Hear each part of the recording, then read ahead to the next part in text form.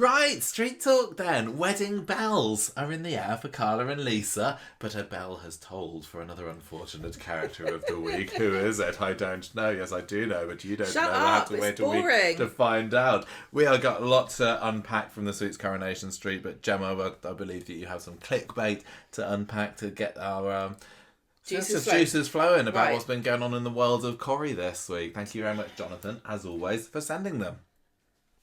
Don't roll your eyes at me. I'm going to start calling you Lauren. Stop presenting me.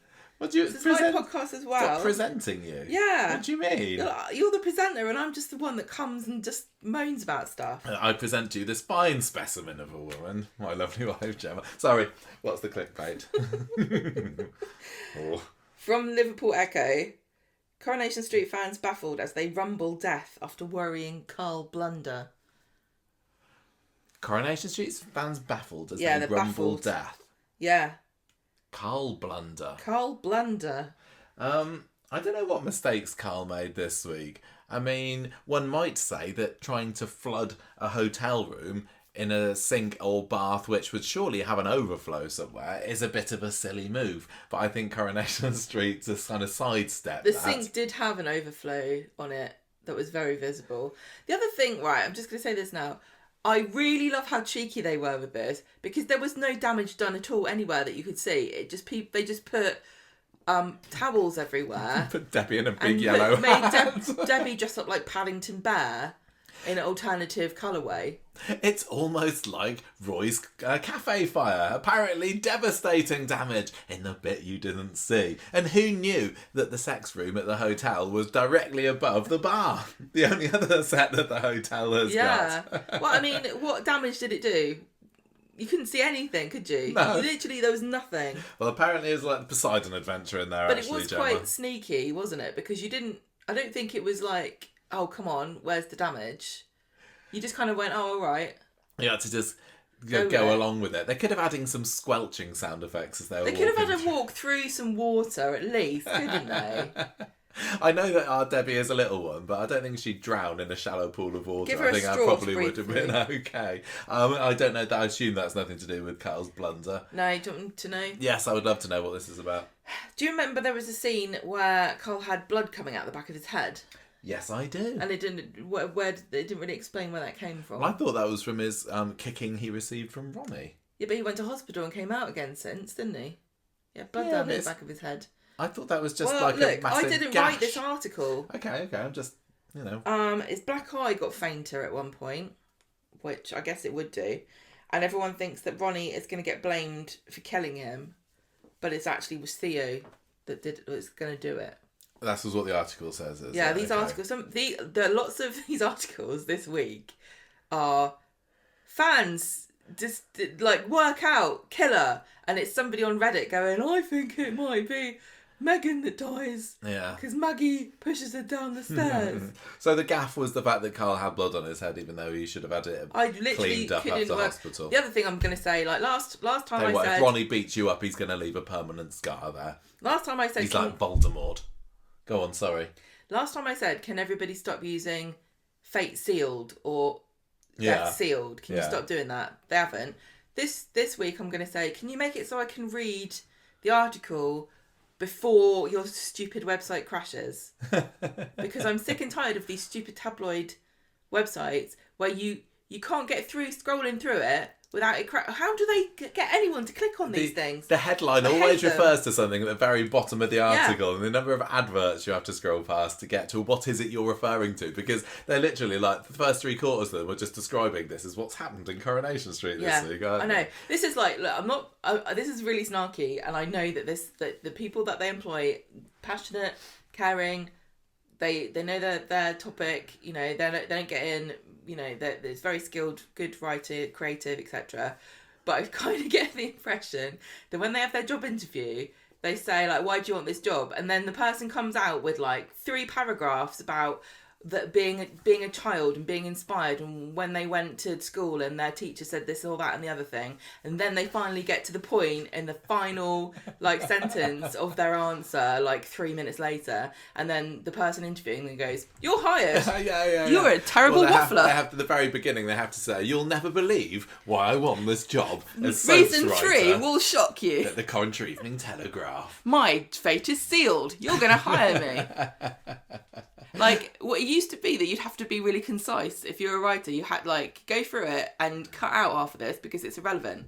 No, now they're like, right, well, you haven't described how old everybody is. That's the first thing you can pad it out with. Well, there we go. So Carl's fans have rumbled it's Carl, have they? At least according to that article. We're going to have to be very careful. I mean, after we finished recording last week, I had a bit of a panic, didn't I? I don't know why. I was like, oh, did I accidentally give away the person that got murdered? That to sit and flip and listen to. We still got accused of doing it, didn't we? We didn't get accused. We had somebody posting on a Facebook group that they wondered whether we spoiled something. We did it by accident. But no, we didn't. We made it very clear. I'm really surprised that you didn't like the... We specifically said, do not read into it. I don't understand how you could have still read into it. Right, anyway, come on, what we got next? We don't lie to you. That's the thing. We don't lie. We're not going to lie to you. That would be stupid. Yes. So you and I mean other Coronation Street podcasts are available. And if you want some theorising, some last minute theorising about who's going to get bumped off, maybe that's them this week. Well, maybe, but that's why we did the one before. And literally, I don't think anything's changed. Not really. The only thing that's changed is that Jodie's got a bit more fleshing out of what it is, and we said that would happen. Fleshing out. But you can listen to other podcasts. I wasn't saying that. I'm just saying that I think we did a really good job of setting it up, and there's no conversation that you can have during the next week because I'm worried they're going to spoil it by the order of how they reveal each character. So next week's Coronation Street then, and I this isn't a spoiler surely. I'm really, really sorry if you are spoiled by this. But next, I think this is essential to know. I think that this... Okay. Not knowing this has spoiled... This is our PSA. Not knowing this has spoiled some people's enjoyment of this week. Don't you think? Oh, yeah. Do you want to say I think you need knowing the format of how they've set this up is important. I don't know why it isn't more clear, because I don't think it has been very clear. But this week was just about lead up to the wedding. The body was found. You don't know who the body is. Then next week, each episode will show you what was happening during that day to lead to the possibility of each character being in a situation where they might die. Yeah, and I can't remember. I think, for example, Monday is a Theo-centric episode. Don't quote me on that. I may be wrong. But yeah, that'll be like following Theo during the day. Obviously, it won't show if it's Theo that's killed. It's not going to show that or not. The episode's going to end, I imagine, when they may be in some sort of mortal peril or something, I don't know. And then the final episode of the week, Friday, because Megan and Maggie are going to be together on, I think that's Thursday. Friday is going to be a kind of a culmination of what they all did next, including one of them dying. So it doesn't matter what order they're in. No. I mean, there may well be clues in one rather than others. I don't get why they did. I think it's a fair format. Why did they do 5 characters when they only have 4 episodes to cover? Well, I think it's fine. As I say, having those two together. I know, it just kind of annoys me. I would find it very annoying. I guess they're the one. Although I'd say that Theo and Carl are in the same story now. Yeah, I guess so. I mean, who else? Maggie and Megan are very, very intertwined. Jodie's obviously on her lonesome. Carl and Theo have been butting heads for sure. Yeah. And in fact, for the story purposes this week for the podcast, I have lumped everything to do with Carl and Theo together, so there's going to be a bit of chopping and changing there. But anyway, that's how it's going to work last week. And I know some people tuned into Thursday's episode very hopeful that we'd get to see somebody murdered, or even at least see who Betsy found at the end. But that's not what they wanted to do. I don't. I mean, did you like the format? Do you feel shortchanged that we are now the 24th of April as of the time of recording and we still don't know? You know, as I say, we had this date circled in our calendars. Yeah, I'm a bit disappointed that we don't know. Yeah, yeah. But I'm glad that I know lots of people have been saying, oh, Swallow Week, why is the murder ruining Swallow Week? The Swallow should have its own week. I say murder should have its own week. So I am really glad that the murder is going to have its own week next week. Yes. And not be overshadowed by the wedding. I think that there was a decent enough balance. I know some people were saying that during the week there wasn't enough Swallow leading up to it. But, we got an awful lot of Swallow on Thursday. Maybe we could have taken out some of the other stories and not had those little scenes with the Battersea sisters, not had the mysterious man on the scaffold walking along. And or just Jodie and yeah, exactly. They could have taken that out and give Lisa and Carla the full episode to themselves. Some people have been saying it should have been an hour long. Well, I don't think it was necessarily needed, but I totally get why the Swallow hardcore did want that. But I'm definitely curious about the format. Obviously, as somebody in a very privileged position to know who does die at the end, it's not going to have the same level of excitement. I know, I can't not say it. I think, I hope that a lot of you out there are going to really, really enjoy the mystery building up over the week. We've I'm literally sure we're going to seen find more stuff out, aren't we?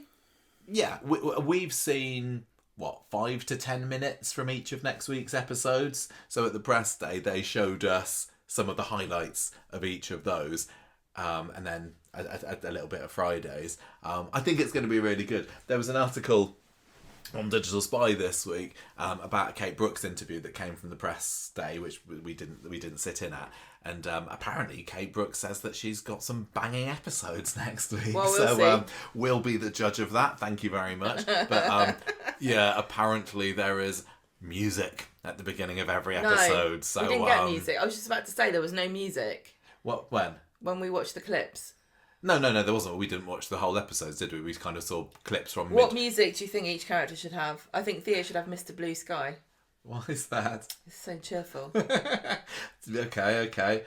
Carl obviously needs a bit of 99 Luftballonen because he is the token German of Coronation Street. Jodie, bit of Andre. Mysterious girl. Are we going to get copyright straight for that? Because that sounded exactly like it. There's no way that's going to be on Spotify now. Who else have we got? Maggie and Megan. Megan would have that. You said that when you were a kid there was a TV show about a teacher that fell in love with a kid in their class, and they had the theme tune that was the same as the Shrek soundtrack song. Ever fallen in love with someone you shouldn't have fallen in love with? That's a song. It's a song. I think maybe she should have that one, shouldn't she? But I think that implies a level of emotion that I don't think she is capable of. And Maggie, she can have some Bewitched or something, or The Cause, or some Irish. I don't know. I'll take your pick. Boy's Own. She can have. I imagine just Maggie stalking down the dark, the cobbled streets at night with menace and murder in her eyes to hey, Well, we will have to wait and see. I mean, somebody needs to make an edit of that. That's the thing I wish we could do more of, is make edits with songs. Yes. Because that's one of my favourite things. I don't think you're allowed to do it. I don't know. Anyway, I hope that's not spoiled it for anybody. It's more of a warning, really, because I don't think there's anybody listening going, oh, I love it. I wish What are you talking about? Music at the start of episodes. I don't think everybody, a Christmas thing, but nobody's waiting for Coronation Street and then go, oh, brilliant. Oh, I love it. They put a soundtrack at the beginning. This is the best. Okay, I'm so glad that I went into this unspoiled. This is a warning for people. If you roll your eyes to down before you start, then when they roll up, when the music starts, they'll be at the right level to carry on watching Coronation Street. So maybe try that one out. Right, here's a question. How many of these songs are we going to have to Shazam? Oh, probably all of them. I know. We don't know much music. I don't know the music they play on this bloody show. I'll tell you that for nothing. It's like they go through and they go, what ones has Gemma never heard of? Tell you what, they haven't put any... Well, although there was the soundtrack to the wedding this week. They had a bit of Nolan's, didn't they? In the Mood for Dancing. Yeah, they had that one. Did they have... I Shazammed them. I don't recall that. No, they didn't. Anyway, yes. I don't care about music. I like music. I'm just saying, I like if you music. want to appeal to me at the moment, Coronation Street, put some Aqua on. I like it, but I never realised till I did this podcast how much I don't care about it as much as other people really, really deeply care. Like, it's fine. It's just another hobby. Right, we must get onto our second clickbait because the conversation. It's not second. We've only done one, haven't we? Second. Oh yeah. It's all right. It's all right. Conversation just ebbs and flows and goes in whatever direction we choose. Right. Okay. So these are all about the murder. Don't have to do it. Listen. Coronation Street fans make Theo and Meghan demand as favourites to be bumped off from Manchester Evening News. So is the demand just like kill them both? No. Meghan and Theo? No. What do you think those two have in common? What do they have in common? Yeah. They're wrong-uns. Yeah, they are wrong-uns. Yeah? Yeah. So kill them both. No, not kill them both. Have one kill the other. No, bring them to justice. Don't kill them. Don't kill them. Don't kill them. And favourites, somebody said, I don't want any of them to die. Yeah, I mean, I still do wonder how many of them will just die at a later date. Coronation Street fans baffled by missing Jodie Ramsey storyline as they make demand. Is this just the demand earlier in the week to say, can Coronation Street please tell us what's been going on with Jodie? Because I mean, we got some kind of backstory in was it yesterday's episode or Wednesday's episode? I don't remember, but I just don't know whether to believe a word that comes out of her mouth. I know what she was saying. So she was saying, and that's how I got into a van, and I don't know. What was it? I'm a very gullible, kind of trusting sort of person. So if somebody says something, I'll be like, okay, I'll take that as read. But I'm starting to doubt the person that was hired to take Jodie away from Olivia's dad. I think they were just sharing the drive. Was she hitchhiking? No, they were both going somewhere, and he was like, I'll drive first. You sit in the back under a blanket. And she's like, oh, this is fun. It's like I'm being kidnapped. Maybe. She does like a little bit of role play, I imagine. I don't know. What have we got next? I'll just do one more. Okay. Coronation Street fans suspect red herring as new murderer spotted. New murderer spotted from Manchester Evening News. New on top of what? Like a new potential killer that hasn't been considered before? If you think to this past week, who has suddenly appeared in the show? Why, Miles Silverton. It's more than one person who's suddenly... Why, Mel Gibson. Wilsman. Yeah, Mel Gibson. Of both of those two? Yeah. Is it about that? And there's another two. Are there? What, some more appearing characters? Well, they're not... Well, there's other goons. Yeah, the goons. henchmen. Yeah. Yeah. And they said... Tell you what an utter disappointment that would be if any of those people turn out to be the killer. This is what the article... The person, I totally agree. At least Miles is a nervous. somewhat established character. He's been in it for 6 months on and off. I can't see it being this Mel. No. God, if Mel turns killer, what? She seems so reasonable as well. Yeah. She reminds me of... damn it. Brad Sauce's first wife. Huh? What's his name? Oh, Joel. Joel. Yes, his first wife. I've totally forgotten about her. Yeah, reminds me of her. Just as, hello, I'm a sensible woman. I shouldn't be on this programme. But not at all fishwifey enough. Yeah, I mean, we definitely don't know the identity of the killer, do we? But well, we do, because it's going to be somebody on the show. Yes, I know. But well, it better be. Otherwise, imagine. I know, the most disappointing thing would be it's a character who comes in that we've only just met. Second most disappointing, and still fairly likely, is it's another short-term character. Like, if Carl gets bumped off, it's Theo, or vice versa. Or if Maggie gets bumped off, it's Meghan, or vice versa. I'm not going to mind if it's one of these five doing something to the other one of these five, because I've already decided, I've already let them go in my mind. I suppose so, but I'd like there to be a bit more of a surprise twist. Like, oh my gosh, I can't believe that so and so is leaving. I've got a theory that I can't say. So who's being smug about it now, eh? And I think Okay, we won't say any more. Let's go through Let's talk the storyline. about the stories for this week. So you week. Can't even let me do it. You Sorry. Can't even let me present it. You have to present it. You present me. You're like the whatchamacallit, is it her name Gwen out of Galaxy Quest, who has to repeat everything that the computer says. Like, if I say something, you have to repeat it. You can't. I can't be the one that says the stuff. Sorry, and I know I have had people critiquing me on that in the past. So how does it feel? Go ahead, Gemma. What are we doing Oh, now? thank you. I need permission to be the presenter of my own show. You do it. No, you do it. What are we talking about? You're so this good week? at it. We're going to be talking about all of the swala stuff first. That's the first of our 4 stories because it's kind of separate from everything else. I thought, we'd have wedding stuff first, murder stuff second. And I did come up with 2 storyline titles for the wedding that I was actually quite proud of, and on debuting them to Gemma yesterday evening, I got a laugh off of both of them. I was originally going to just call it Wedding Bells, with a double L-E-S, but then I saw that was on the front of a soap mag, and I thought, I can do better than that. So, I don't know, I've still got 2 here, and then choose whichever one you want, listeners, as the official storyline title of this. But first one is a permanent leaseholder, which is now Carla's new job title. Yeah. To happen to hold and all that. Or we could call this week the old Ball and Swain. So one referring to Carla, one referring to Lisa. I don't know, whatever floats your boat there. Up next, so we got. Was there no crossover? There wasn't really any crossover with this and the rest of this week. Well, only that Carl was the one that flooded the hotel, so we're going to be a bit. Show me the evidence. To front there. Show me the evidence. End of Wednesday's episode. No. So what? He filled a bath up. I think this is all an insurance job.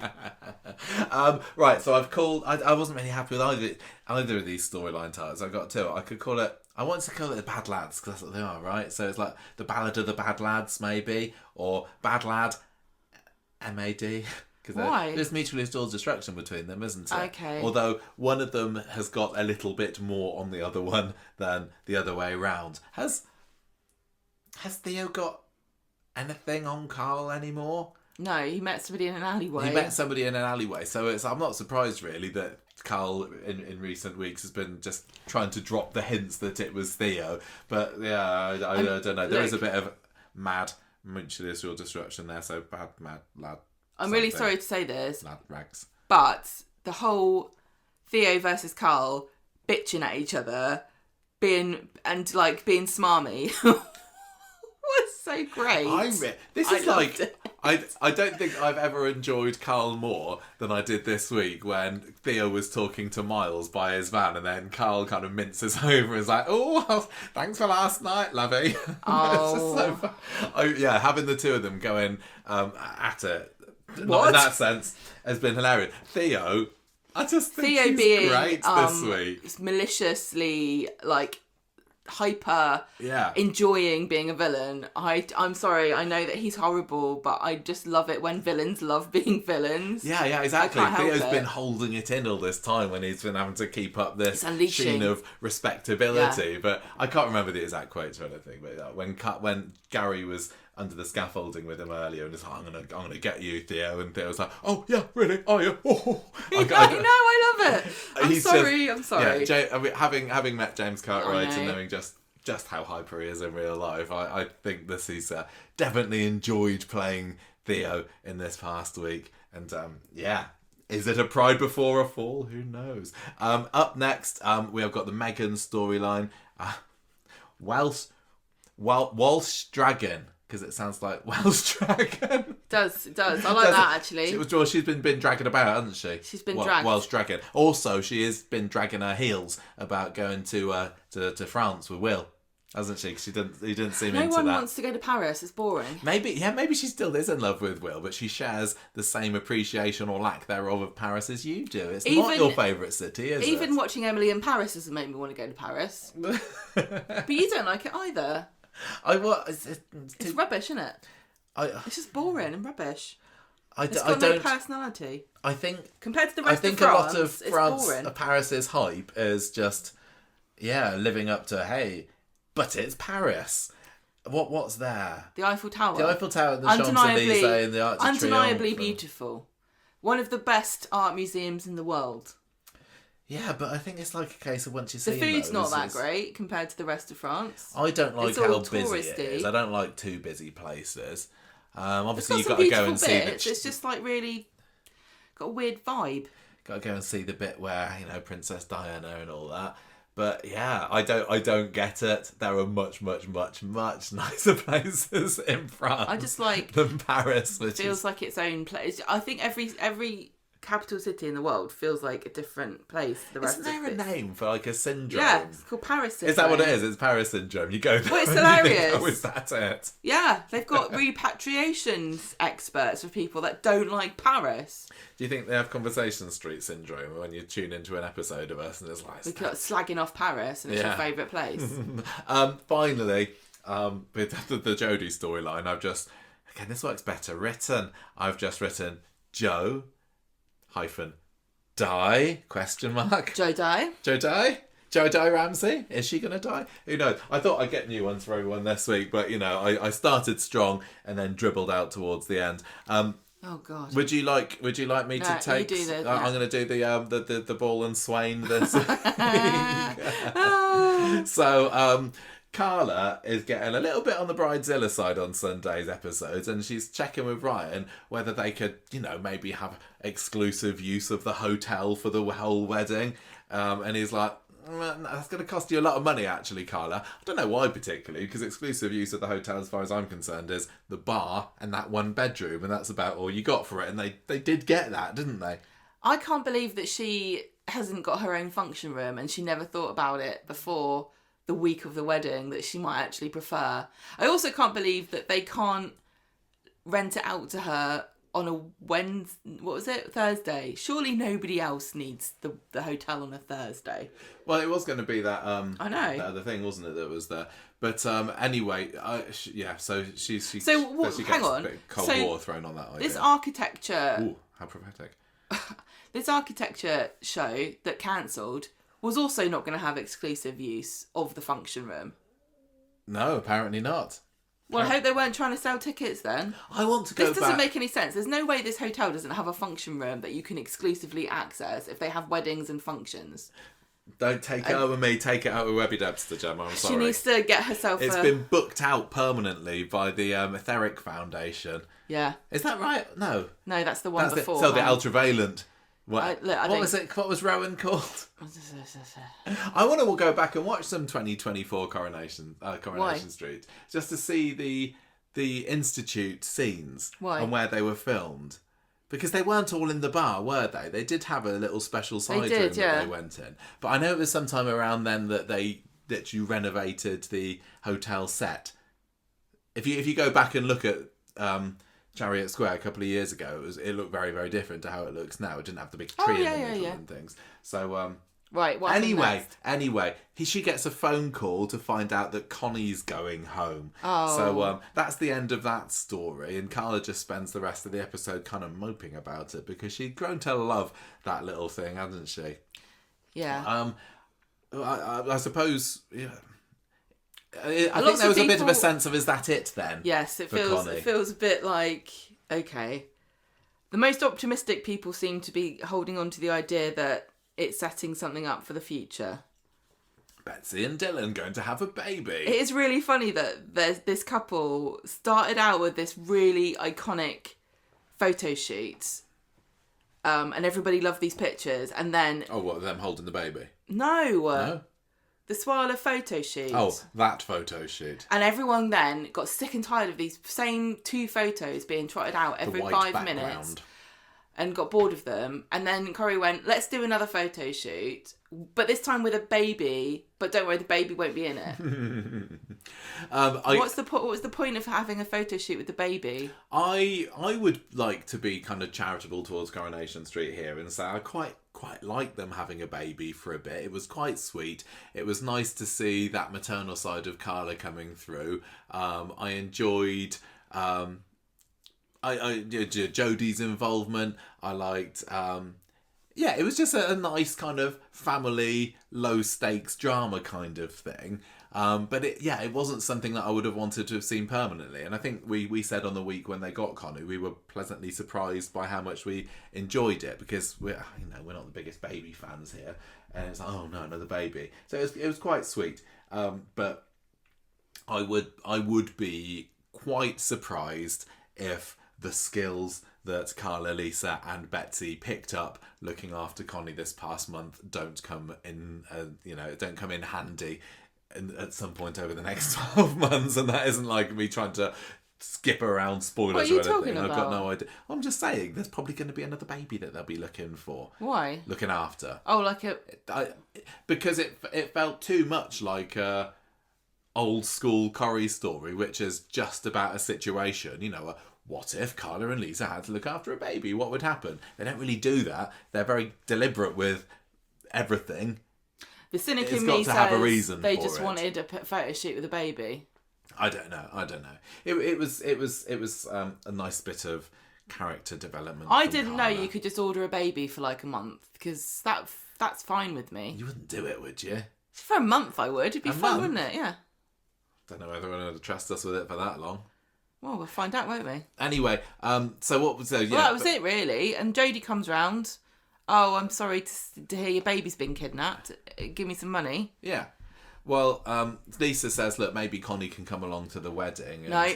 And she says, look, well, whatever happens, Carla, you're always going to be her auntie. You'll be a part of Connie's future, whatever happens. Blah, blah, blah, blah.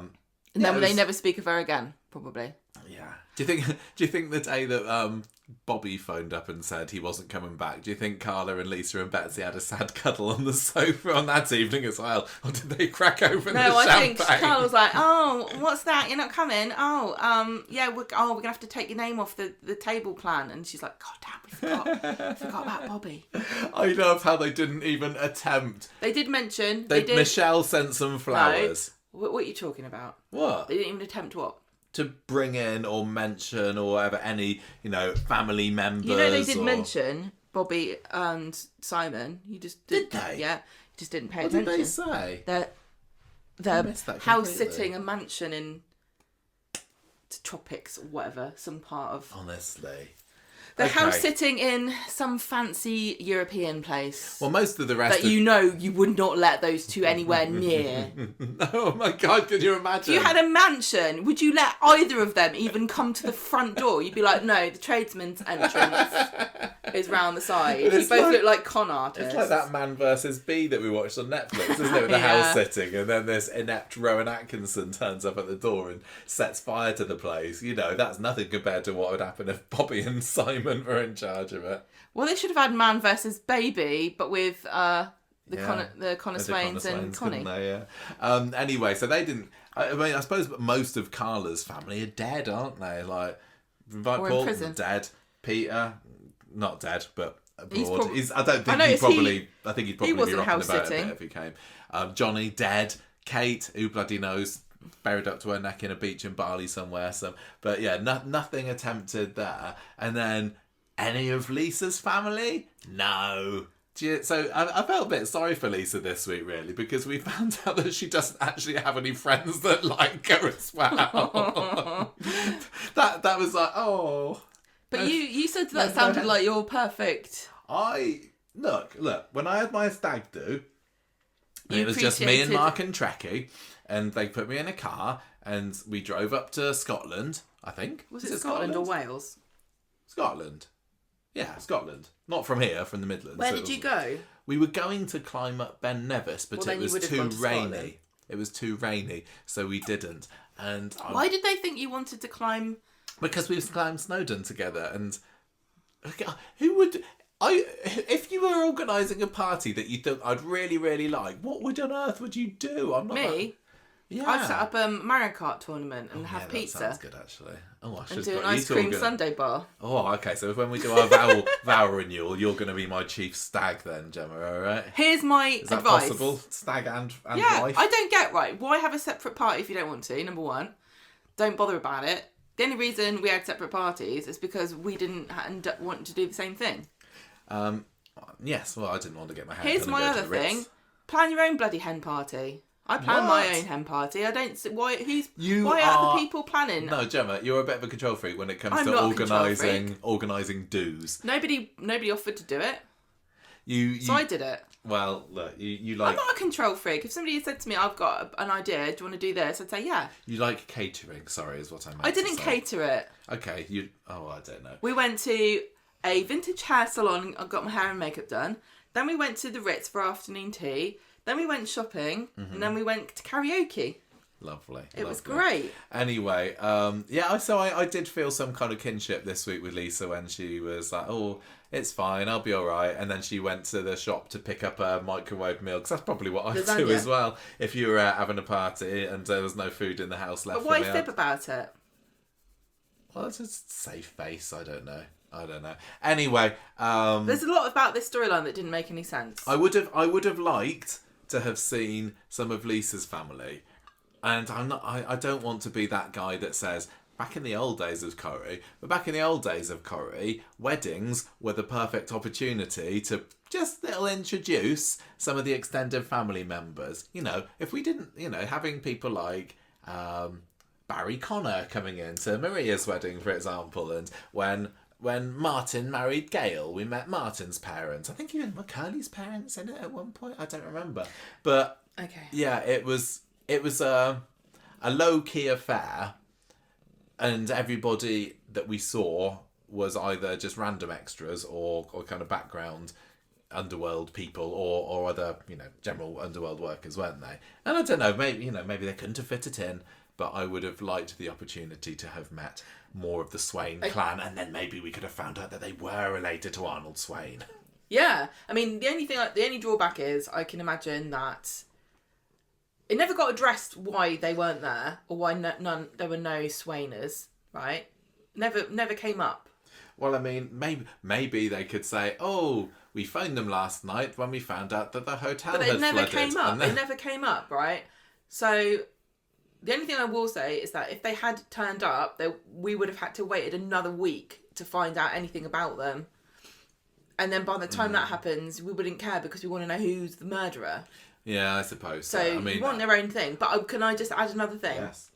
One of the articles that Jonathan sent for clickbait was just Sarah Lancashire going, "I'm not going back to Coronation Oh, Street," yes, I saw that in the Mirror this week. Funny. I'm not going back to Corrie because there's no point. I got offered £1 million. I won't do it again. Did she say that? I don't know whether that's true. They didn't say that she said that. Can we do a GoFundMe to get Sarah Lancashire back in Coronation But here's Street, my please? suggestion. Her whole point is, I wouldn't go back. You can't learn anything new by going backwards. I want a blank page. Who says she has to come back as Raquel? I'm going to cast her as Lisa's mum because I think that would be amazing. No. Yes. No way. Why? If they're bringing Sarah Lancashire back to Corrie, she could not be anyone other than Raquel. That would be what a waste. What a waste of a fantastic actress. I just don't think. Look, she says lots of things about why she wouldn't come back. She says lots of things why she wouldn't come back, but I genuinely do not think that she could play Raquel anymore. Why? Raquel doesn't fit into Corrie. She says this. Like, her era of Corrie is a completely different era. But the character of Raquel, and how would Raquel fit into the show? She wouldn't. I don't care. I just want her back. Even when Raquel came into it in the millennium, she was different to the 90s. But Raquel is Raquel is a product of her era, and she's also one of these characters that feels eternally trapped in the age that you knew them. Like, you cannot imagine Fred Elliott the early years. I can't imagine Raquel as anything other than a young, naive ingenue who then returned triumphantly as a mysterious Frenchwoman, only to disappear back into the night. Oh, God, it would be brilliant, wouldn't it? I'd still go for it. I know we might get a Scylla situation where Scylla Battersby came back in and it wasn't as good. Scylla Brown, sorry. What's wrong with her being Mrs. Swain? Because... Don't you think she'd be brilliant? Of course she would. Of course she would. What do you think Mrs. Swain is like? They've done something wrong, haven't they? What? Lisa's parents have done something wrong. Turned her into they've raised a social outcast. Very cold. Obviously read the same parenting very book as mine did. Very dismissive, quite rude. Isn't she? Yeah, a little bit. I said this before. Can be. Okay, anyway, look, what are we talking about? Monday's Corrie on this story. We just got a few things. It was a couple of soppy scenes, and yes, I did say soppy on the short, and I'll say it again because it was, about the vowels, wasn't it? And she's read, Betsy's read the vowels that Lisa has written for Carla, and oh, aren't they sweet? I've got a critique. No. They're not really vowels, are they? They were just speeches. They were just speeches about how much they love each other. If I was the registrar, I'd be like, this doesn't count. You've got to say something. You've got to pledge something, haven't you? Yeah. I thought there was a bit. I can't remember. You know, we went into this week. I went into this week. Maybe I don't want to speak for you. Definitely more excited about all things murder than all things but it's Swala. true. But that's not going to surprise anybody. And actually, I surprised myself by on my second viewing of the wedding episode on Thursday, actually appreciating it a lot more than I did on the first one. Yeah. I like Carla and Lisa, but I'm not up there. I'm not a wedding and some people, person. You know, so some of the Swala fans out there probably literally did buy a hat to watch the episode in, and they had their own little Swala party, and fair play to you. I would do the same for a character that I was really, really heavily invested in. Not for a wedding. But I don't think I've ever really cared about a wedding on Coronation Street. There have been some good ones. It was a nice wedding, but it wasn't something I was that thirsty for. It's normally full of drama, and if it's not full of drama, at the end of the day, I come out of it going, "Good for you," like you would do if you read somebody got Duke of Edinburgh award. Good for you. It's nothing to do with me. I just don't find it that interesting. I like the outfits. I like looking at the outfits. I like looking at how they decorate everything. And, you know, that didn't really work out this time because it was a bit ad hoc. I wonder whether they just panicked and they couldn't, the budget just didn't cover what they wanted to do. Because I really can't fathom how the storyline really, just seems very weird to me that they had a surprise wedding on the wedding day and didn't invite anybody. I don't get why they did that. I really don't. They could have just had the same characters do the wedding at Chariot Square, couldn't they? Why it wasn't really a flood. There wasn't really a flood, was there? It was all made up. So why did Lisa kind of fake out like we're not having a wedding? Oh, we are having. I just don't get it. Because she's a little minx, isn't she, Gemma? She wanted to see that smile on Carla's face when she led her up the Chariot Square. Do you not think it feels steps. a bit out of character for her? She seems like the sort of person. Feels to me if anyone was going to do that, it would have been Carla doing it to Lisa. Oh, do you think? Yeah. I think that's, Lisa is often very reserved. She feels very closed off and a bit like scared of her own emotions. She is, but I think sometimes she tries. Yeah. And I think that what she did this week was her trying to She was taking on a bit of Carla's spirit. Yeah, no, I think it was that. Well, it makes sense. That's cute from that perspective. But I'm just saying, it does still feel like more of a Carla move than a Lisa move to go, I'm going to have a wedding anyway and it's going to be a surprise for no reason. Can you believe that there have been 3 weddings so far in the Coronation Street this year, 2/3 of which have been a surprise? Oh, yeah. And they were both the gay weddings. Yeah. What's going on there? Yeah, I mean, a bit Lisa weird. didn't blindfold Carla and lead her up the steps, but, it's not a million miles away from what Theo did to Todd, I'm just saying. I tell you what, people go back in time when they're watching it in the 60s, their minds would blow if they knew that in 2026 there'd be 2 gay weddings and a biracial wedding. All in the first 4 months of the year. 4 months of the year, yeah. Oh my gosh. No, but it is quite funny that I don't think I'd put that together until just now. But obviously I'm not likening weird. Theo and Todd's wedding to this one, but... No, that is a worrying trend, isn't it? Just saying. Luckily, Carla, what we didn't get is having the camera spinning around Carla and her looking like, oh my gosh, I don't want to do this. They should have had Gary there. Going, yeah. Well, no, they could have had him there in the bar going, no, stop. Last time I was at a wedding like this, I was made to look so stupid, everybody. Not this is wrong. Fooled. Cancel the wedding now. Not tricking me twice. Fool with me this, once, shame on this me. Surprise wedding malarkey. Anyway, so Monday's all about the vows.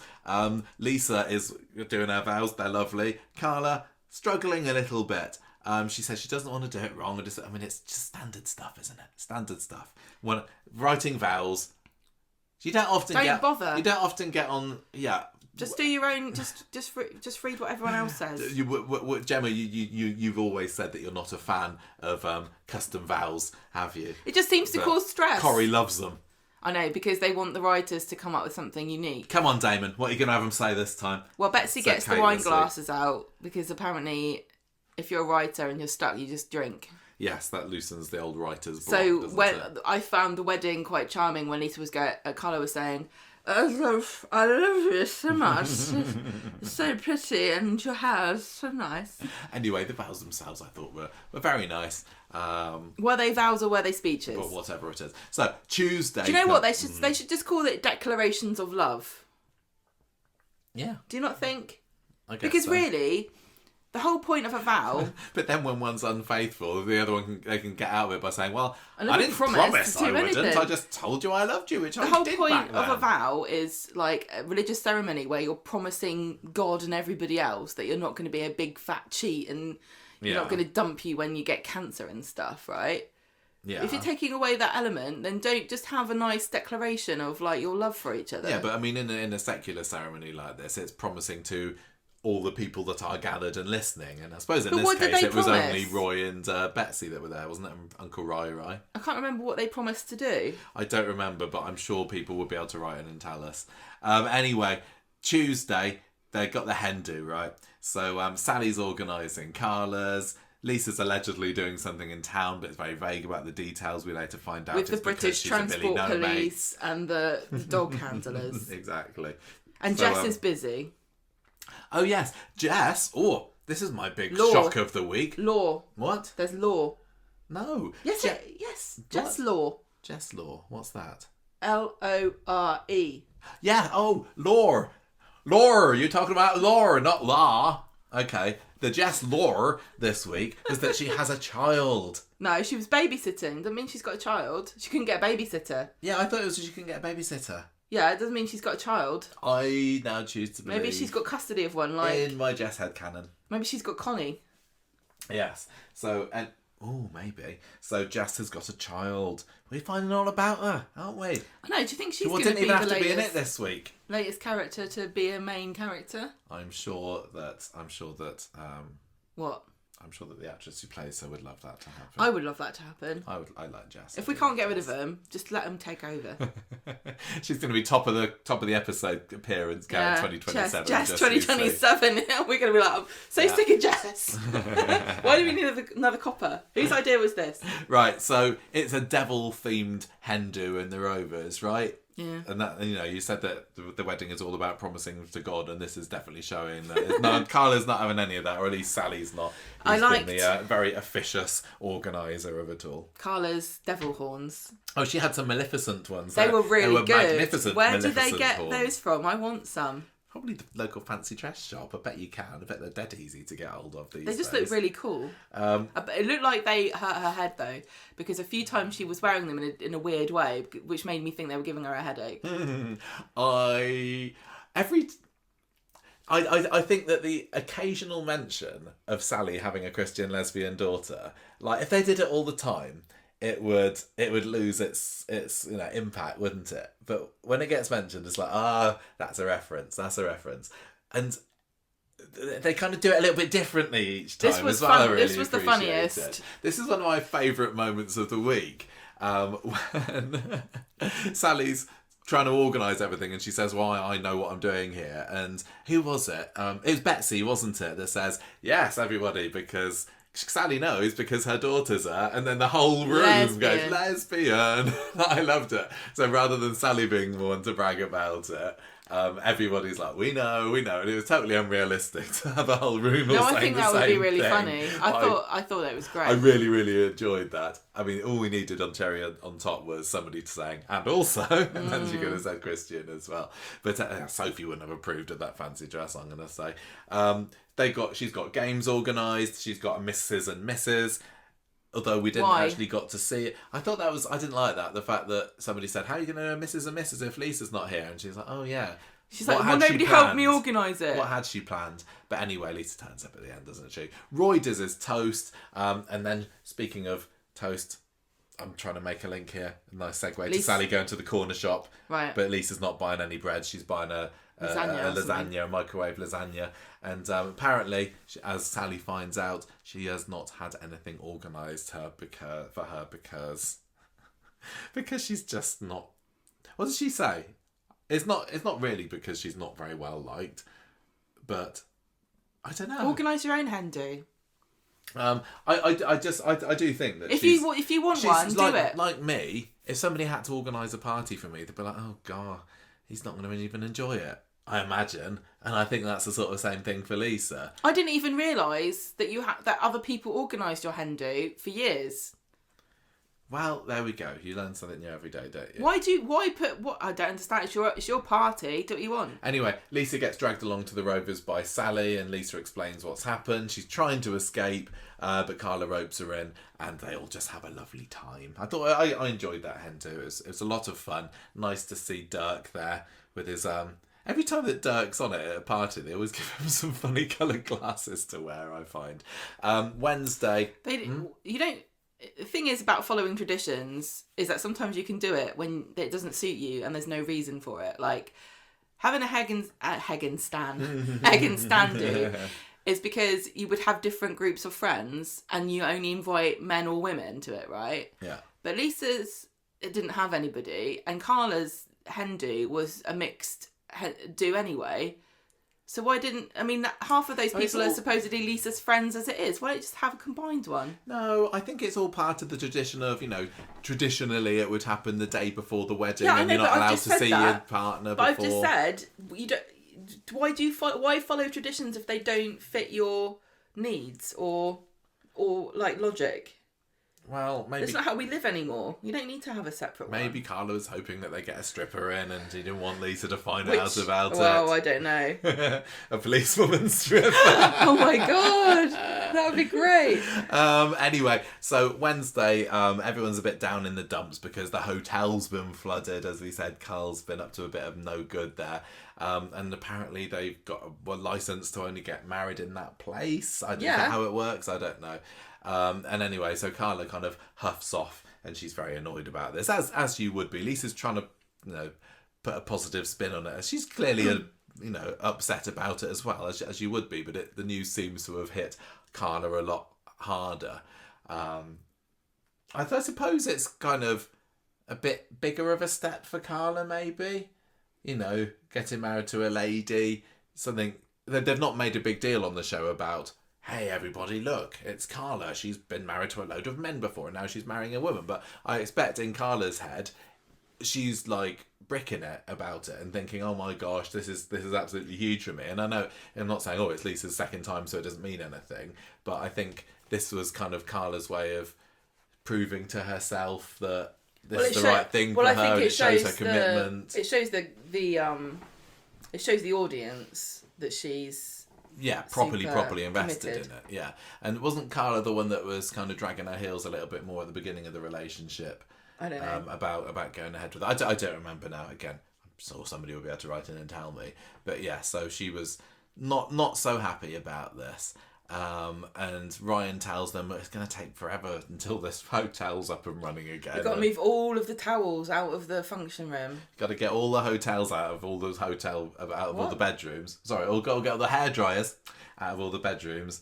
In case everyone does a Valerie. And yeah. No, I was going to say to dry off the flooded floor. But the cords will only stretch so far, Gemma. I think it was funny how they were going to phone Ed up. Like, Ed's going to do anything.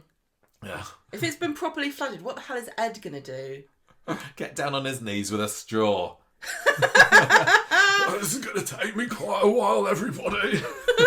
Ryan, don't make any bookings. And have a slice of lemon in it at least.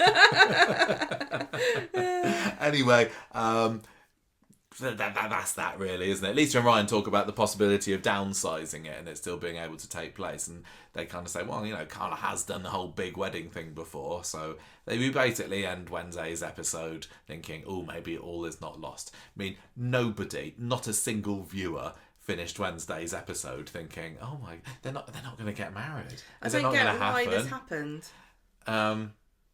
There's got to be some added. I want to do like a look at every single wedding on Coronation Street and which one had some drama or crisis or infidelity or something. That would be a good bonus episode. Just crisis before at the wedding. Yeah, exactly. Well, they all do. And they weren't going to have either Carla or Lisa kind of copping off with someone else. Lisa did that a few months ago, so we couldn't have that as the pre-wedding drama. So hey, why not this? Don't get me involved. I don't know.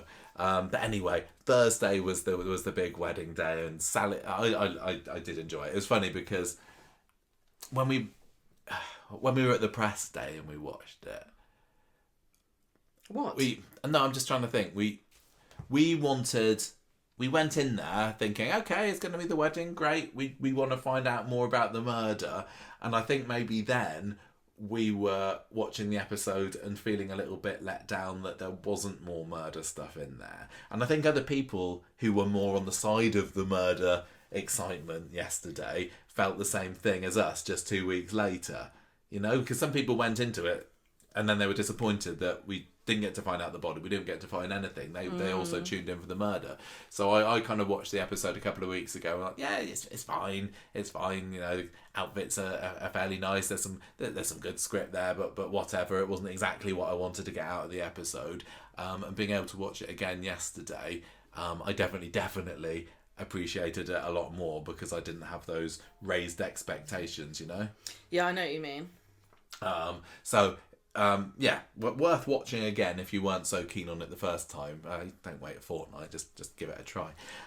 So Sally arrives at number 6 with this bouquet from Michelle. Lisa pops onto the doorstep as well with her and with Carla and Sally and says, oh, Debbie's planned us a free lunch at the hotel to make up for it. I'd be fuming if I was Carla. I wouldn't want to go along. No, I'd be like, why would I go to the hotel that apparently can't open? Yeah. They can do dinner. Exactly. I don't want to be wading through to get to my table, thank you very much. She's convinced by the offer of free champagne though, so Lisa knows exactly how to push her buttons. That's how you know that they're made for each other. And then she says get dressed because that's a reference. If you didn't get that, I quite like that. It's the whole don't get dressed is how it started, wasn't it? And okay, I don't need to explain it. Lisa tells Sally when Carla pops inside that she needs her help. So up until this point, she had no plan for what was going to happen after the wedding. What do you mean? Like it seems to me that she just goes to Sally, I've decided we're going to have a wedding anyway. Can you please do up the factory? Because they weren't going to have the reception at the hotel. Yeah. Why did she only ask her in the morning? I'll be furious if I was Sally. No, I thought the reception was going to be at the hotel. Carla was just wanting... No, what did you... No. She planned... Yeah, the reception was going to be at the hotel, and it can't be. So then Lisa waits till the morning of the wedding to say to Sally, I've had an idea. Can you please do up the factory? Yes. And she's like, oh, no, why didn't you ask me yesterday when you knew that you were going to do this? Well, they needed to leave us on a cliffhanger, didn't they? On Wednesday's and episode, Sally goes, oh, you know what? I've found how to make pictures on ChatGPT. I'm going to make some cute pictures of you. Yeah, I think Sally definitely used ChatGPT Image Generator 2.0 for those Carla and Lisa pictures because really funny. So realistic. It's really on point for Sally. You can just imagine her spending all day long making pictures and sending them to Rosie and Sophie. I totally can. I wonder if Emily Bishop's found it yet. Oh, this is Jesus at the Rovers having a pint. This is Jesus in the charity shop I used to work in. Do you remember? Yeah. Jesus, one of the friends of Weatherfield Hospital. Okay, so we've got... Where were we? Change of plan. Yes, change of plan. Sal, help me, please. Yeah. Oh, I enjoyed the scene in the shop where Fizz gets the phone call. And Fizz didn't have a whole lot to do this week, did she? But her excited reaction to hearing the news from Sally was very pleasing to me. How would you feel if you took the day off on a Thursday to go to someone's wedding that got cancelled the day before, and then on the day of it you had to actually organise and do the catering for I'm it. very magnanimous, so I'd be happy about it. I'd be like, taking my bra off, I'm not coming. Well, Fizz's bra was presumably still on. Well, she was in the She shop. was in the corner shop. Lisa gets... Oh, no, I've just said that, didn't I? So anyway, they arrive at the hotel. Surprise! Their wedding is still going on, and Carla's there in a big old sequiny sparkle dress, isn't she? But luckily, Betsy turns up with the big shoes and the dress, so it's all on. You said this before. Not the dress. That asked me to talk about fashion, Gemma. That's your domain. Talk about fashion, wedding fashion. Carla wore trousers. They both did. Yes, they did. In a way. Yes, of course they both did. What do you mean, in a way? What? How did they not? Neither of... Yeah, I would say that Lisa's outfit was the more traditionally feminine of the two. You don't... Because it had dangly pearls. She wore a jumpsuit with... embellished with pearls and a sheer top with kind of... They both looked like they were getting married for like business purposes. Like they were gonna write the tax off or something, because they both looked they were doing wedding business, because Lisa's top had this kind of like lapels, didn't it?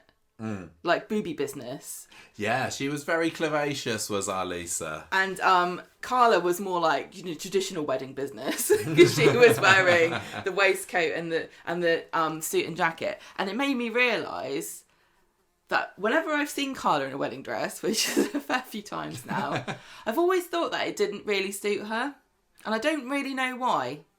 But today, when we watched the wedding, it really felt like that properly suited her. I thought she looked great. I thought Carla looked cracking. It was a really lovely choice.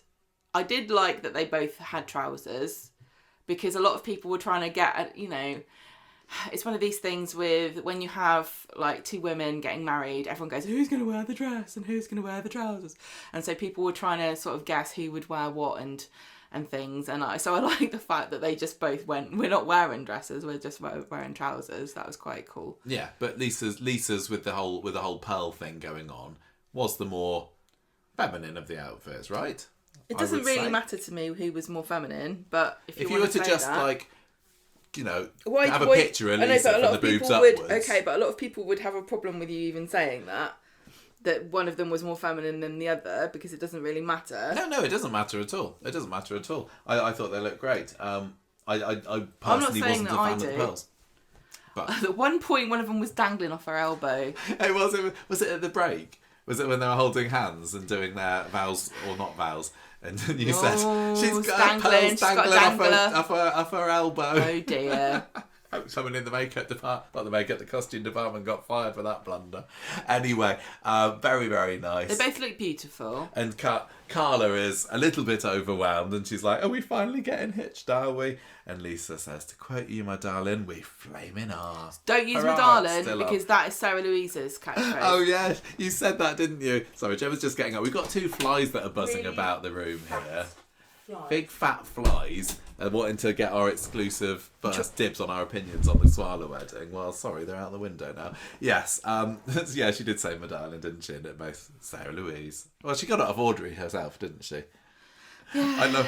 I just find it hilarious. She just stopped dead saying that, Sarah did, didn't she? She hasn't said it for years. No, I know. It's like we bullied her out of it. I think we did. No. I think we did. They went through a period of about, 3-4 months of Sarah just saying, my darling, it just felt really strained. It was. This is like... Anyway, I want to be one of those Corrie characters with a catchphrase. So many classic characters have had a catchphrase. This is Sarah Louise's catchphrase, my darling. And sometimes it just... Oh, my darling. Doesn't stick, does it? It's no eat my shorts.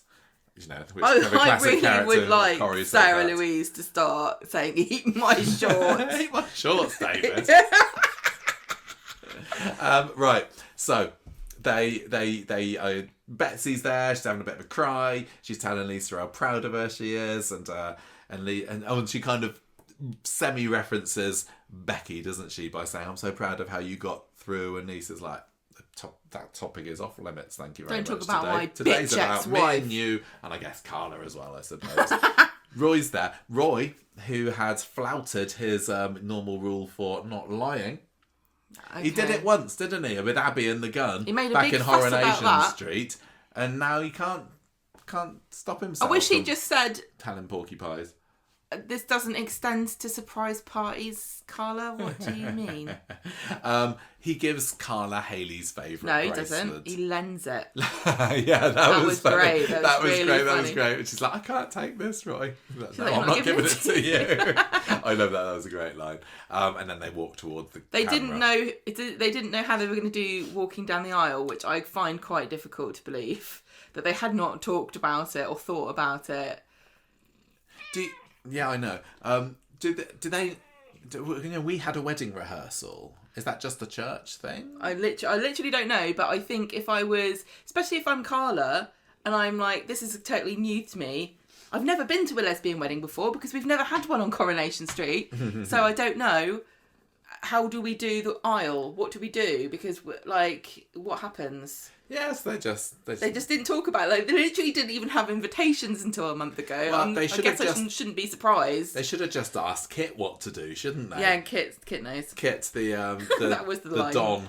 That was the line of the lesbian wedding episode for me. I didn't. That was the funniest line. I know. You didn't get it, did you? I did get. I said, Gemma, are there lots of lesbians in the police force? Then you're like, well, look. No, hang on. So. Well, look. The joke doesn't matter. No, I mean, obviously I got it, but I didn't.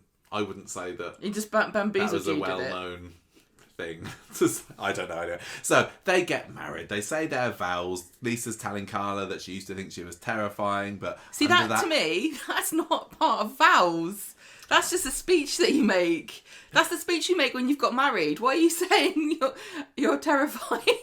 She says she's Aggie, didn't she? I thought she said Haggy to start with. Oh, well, maybe it makes more sense because... I thought you were right, Haggy, but you've scrubbed up all right, actually. I always wondered where Aggie got to, Aggie Bailey, and it turns out she was just running the factory all along. I thought you were Aggie this whole time. I thought I was going to be Michael's stepmom. Damn it. I just wanted to be married to Ed so that he could sort out all my plumbing problems. I wanted free holidays to Singapore. This isn't going to work out for me. She says, I want your face to be the first thing I see every morning and the last thing I see at night. Aww. I never see your face first thing in the morning. Just have to look at me. You can look at me if you want to. Well, it's dark. I can't see you anyway. And often you're facing the other side, aren't you? Well, you're facing the window. That'd be a lesson to you. And you're definitely... Who cares? Anyway, it's sweet, isn't it? You know what I look like? Look on your phone or something. Carla says we are our own love story. Sorry, we're being very flippant about these very serious and loved up scenes. Don't come to us for sentiment. No, unless it's a character that we really, really, really, really love. Yeah, I'm not. You can't come to me for this. She says we're our own little team. Don't come at me for this either, because this is on brand for us. She says I like the bit where she says we're not just looking at each other's eyes, we're looking in the same direction, aren't we? That's quite nice. That was quite nice, but it also doesn't make any sense because you can't do both. Well, if you look at the reflection, unless you're like going blub blub, like quickly looking from one to the other. Doesn't matter. It's the thought that counts. They exchange rings. They declared wife and wife, and then they're married. But there's drama at the factory because this is stage 2 of the fiendish plan. Sally's set the alarm off. Why were there 2 surprises? It's just okay. There just were, Gemma. Sally's set the alarm off, and she's on the phone to Carla to say, "Sorry, I know it's your wedding day and everything, but you're gonna have to come and turn this off." So they soon turn up in Tim's taxi. What was Carla didn't seem mad at all, which doesn't feel like her to me. I think she was just so happy that caught she got up married. in the joy of the day. But you would rather. But what was the plan after? If I'm Carla, I'm like, where's this lunch? Carla's probably just kicking herself and not giving anybody else a key to the factory. That's what she gets for being too much of a control freak about it, quite frankly. Anyway, I quite like Tim as Parker. Sarah Louise should have had the key. Yes, she should. Anyway, they go inside. Surprise again. Everybody's there. Izzy's there. Dirk's there. David's there for some reason, getting quietly sloshed as the afternoon progresses. Because he and Kirk are going to do the fireworks. Yes. We saw them getting set up and doing something secret in the back garden. Lauren's there because Betsy's invited her. Yes. She looked like... Michael's there because... Hey, why not? Lauren looked like she was... Lauren looked like she was dressed as a circus Avengers. You know, like the old school Avengers, like the British spy thing? Yes. Was it Purdy? I don't know. Or was that something else? With the bowler hat. Yeah. Like somebody from the Avengers, but from the circus, like dressed up to pretend to be working at the circus. I didn't get that vibe particularly. Why? She looked like a 70s circus performer, but like a spy version. I don't know. I'll have to rewatch that. I don't know.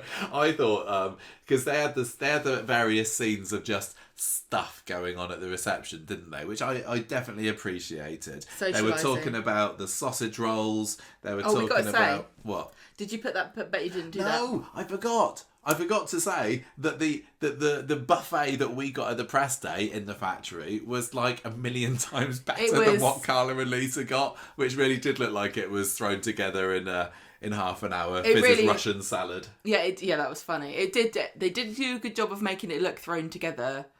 But yeah, our buffet was far superior. Really, really nice at Coronation Street. No, it was pleasing to the eye, wasn't it?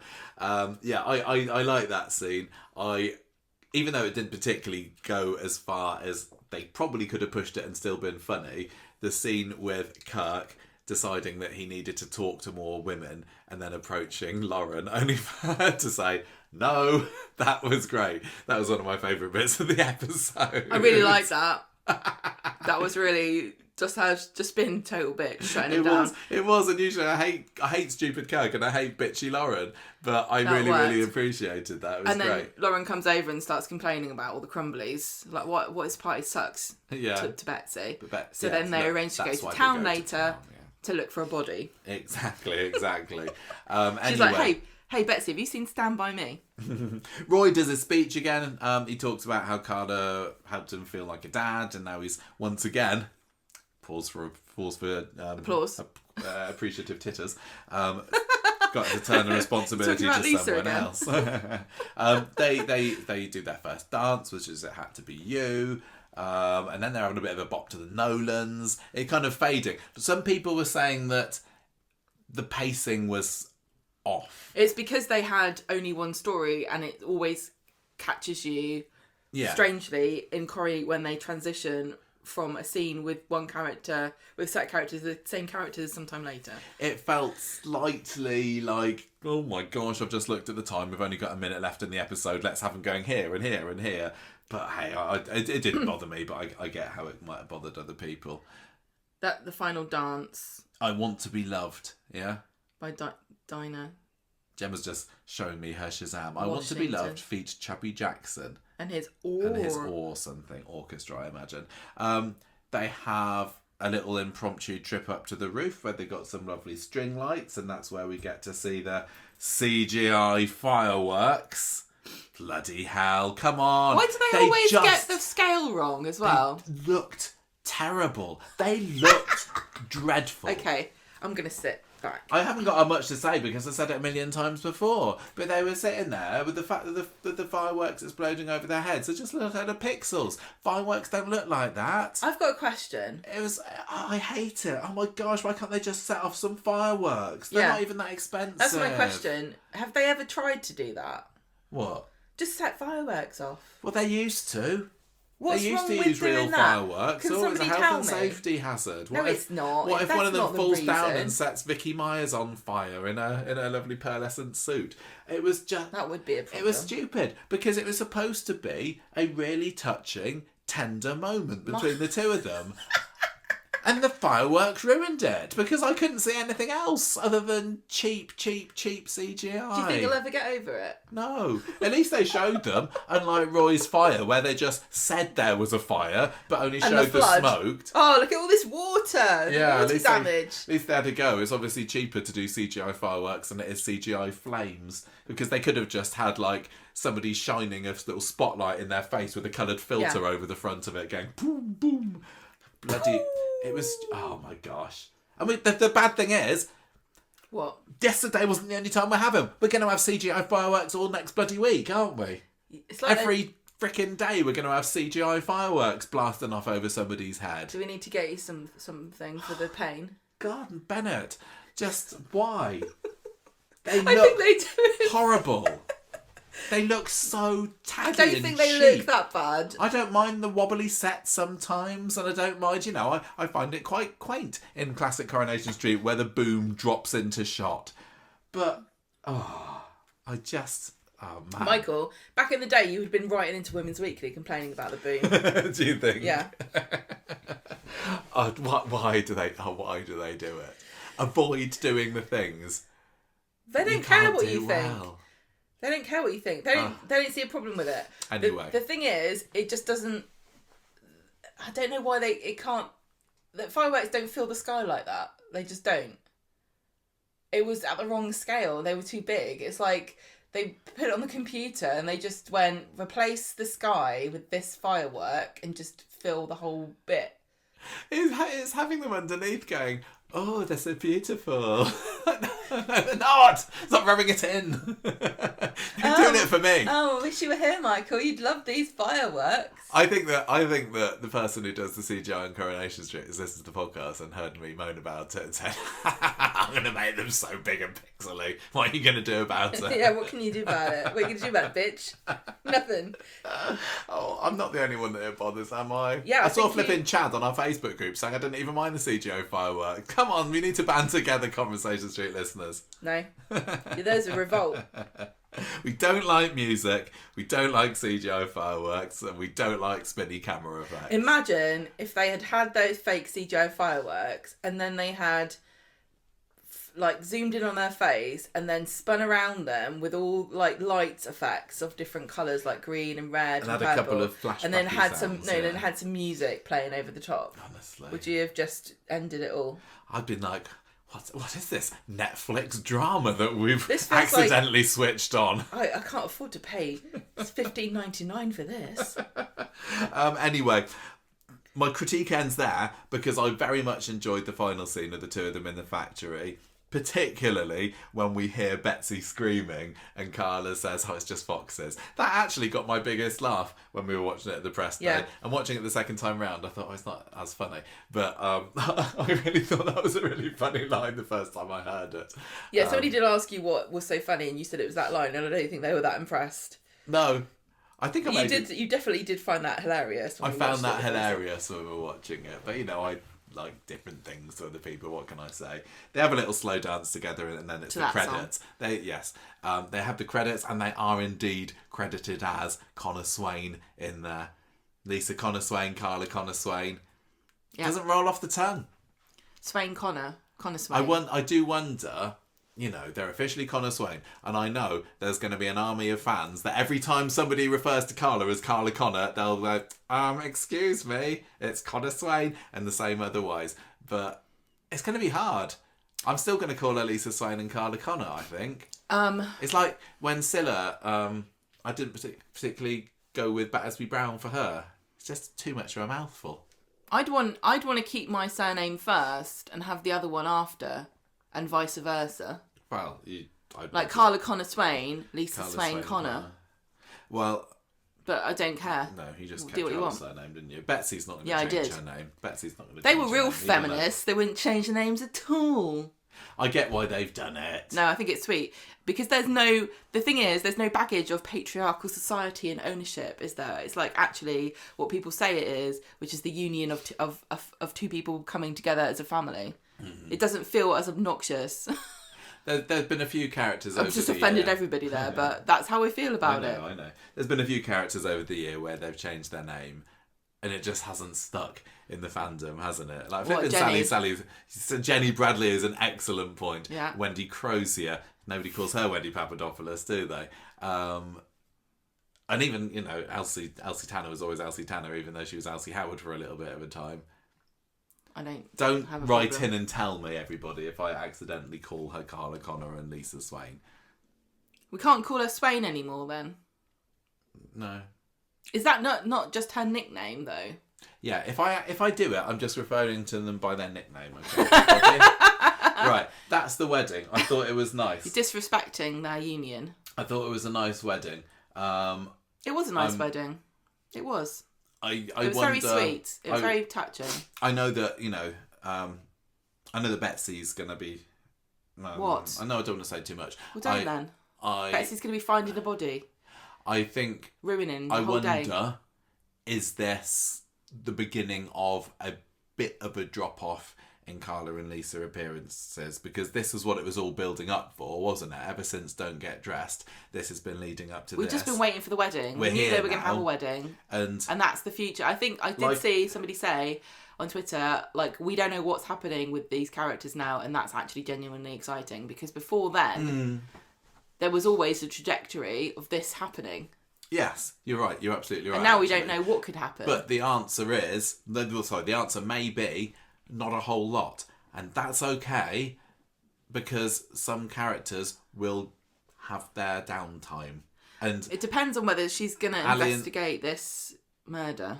Yeah, I mean, she may well do. I think she should let Kit do it. She may well do. But, I mean, he's flipping been a million episodes, hasn't he, in the past couple of years. But Vicky and Ali have been working their socks off for nearly 2 years now. They can't keep going at the same pace, surely. Other characters need to get their time in the spotlight. If this is the glorious grand climax of this little arc for them, and they have a bit of a breather, well, I think that breather is well deserved. But we shall see, won't we? As you say, there's a murder to be investigated. Gemma, yeah. I call upon you to croon the ballad of the bad lads to me. What on earth have Carl and Theo been getting up to this week? And all their little entourages. Can you pass me that guitar, please? On Sunday, Carl comes and tells Summer, right, remember I said I was going to get Theo the evidence? Oh, yeah, they had their little Ginnell meeting, didn't they, last week? I'm going to prove that he killed Billy. Well, I want half the money now. And she's like, no, I'm not giving it to you. You don't care about anything other than the money.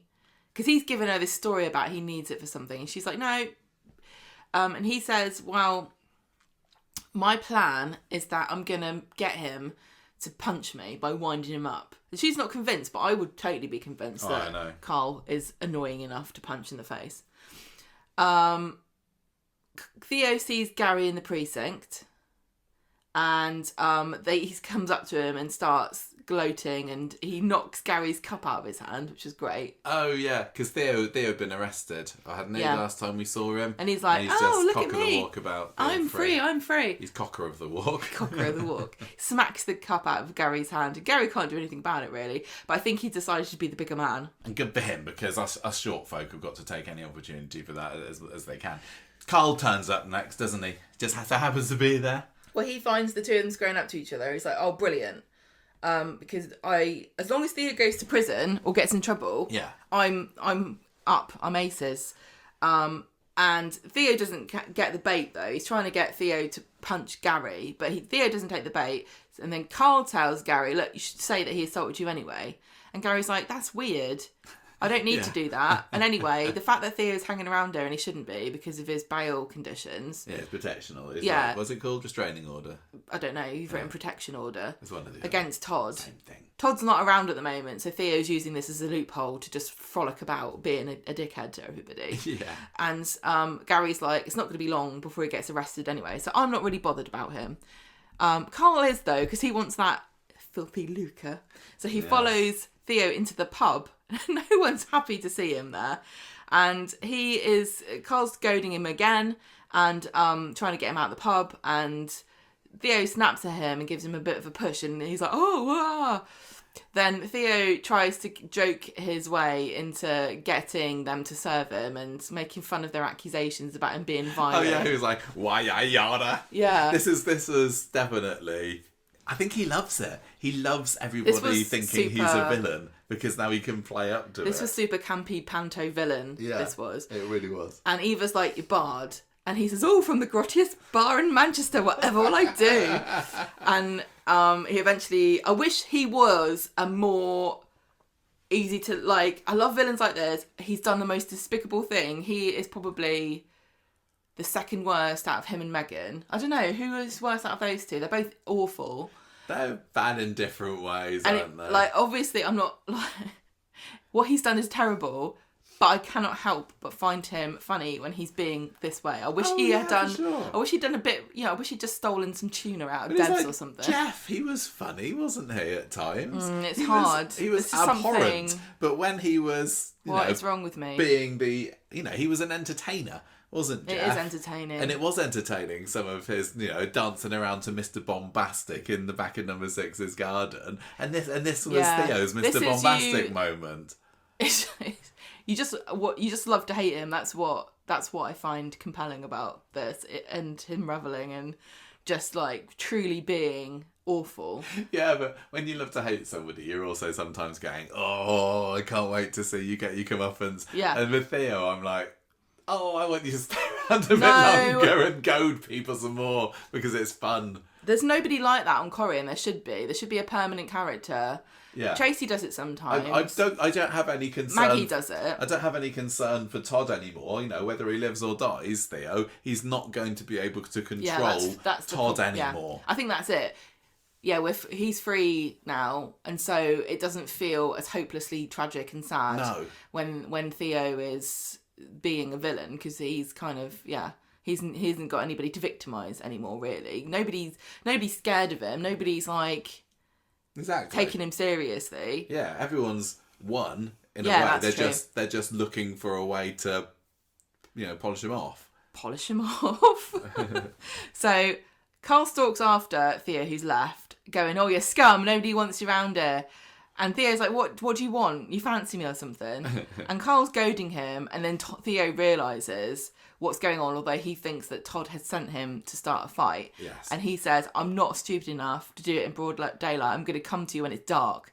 You might not even see me coming. And when I hit you, I'll make it count. Oh, he's scary. Oh, he's so scary.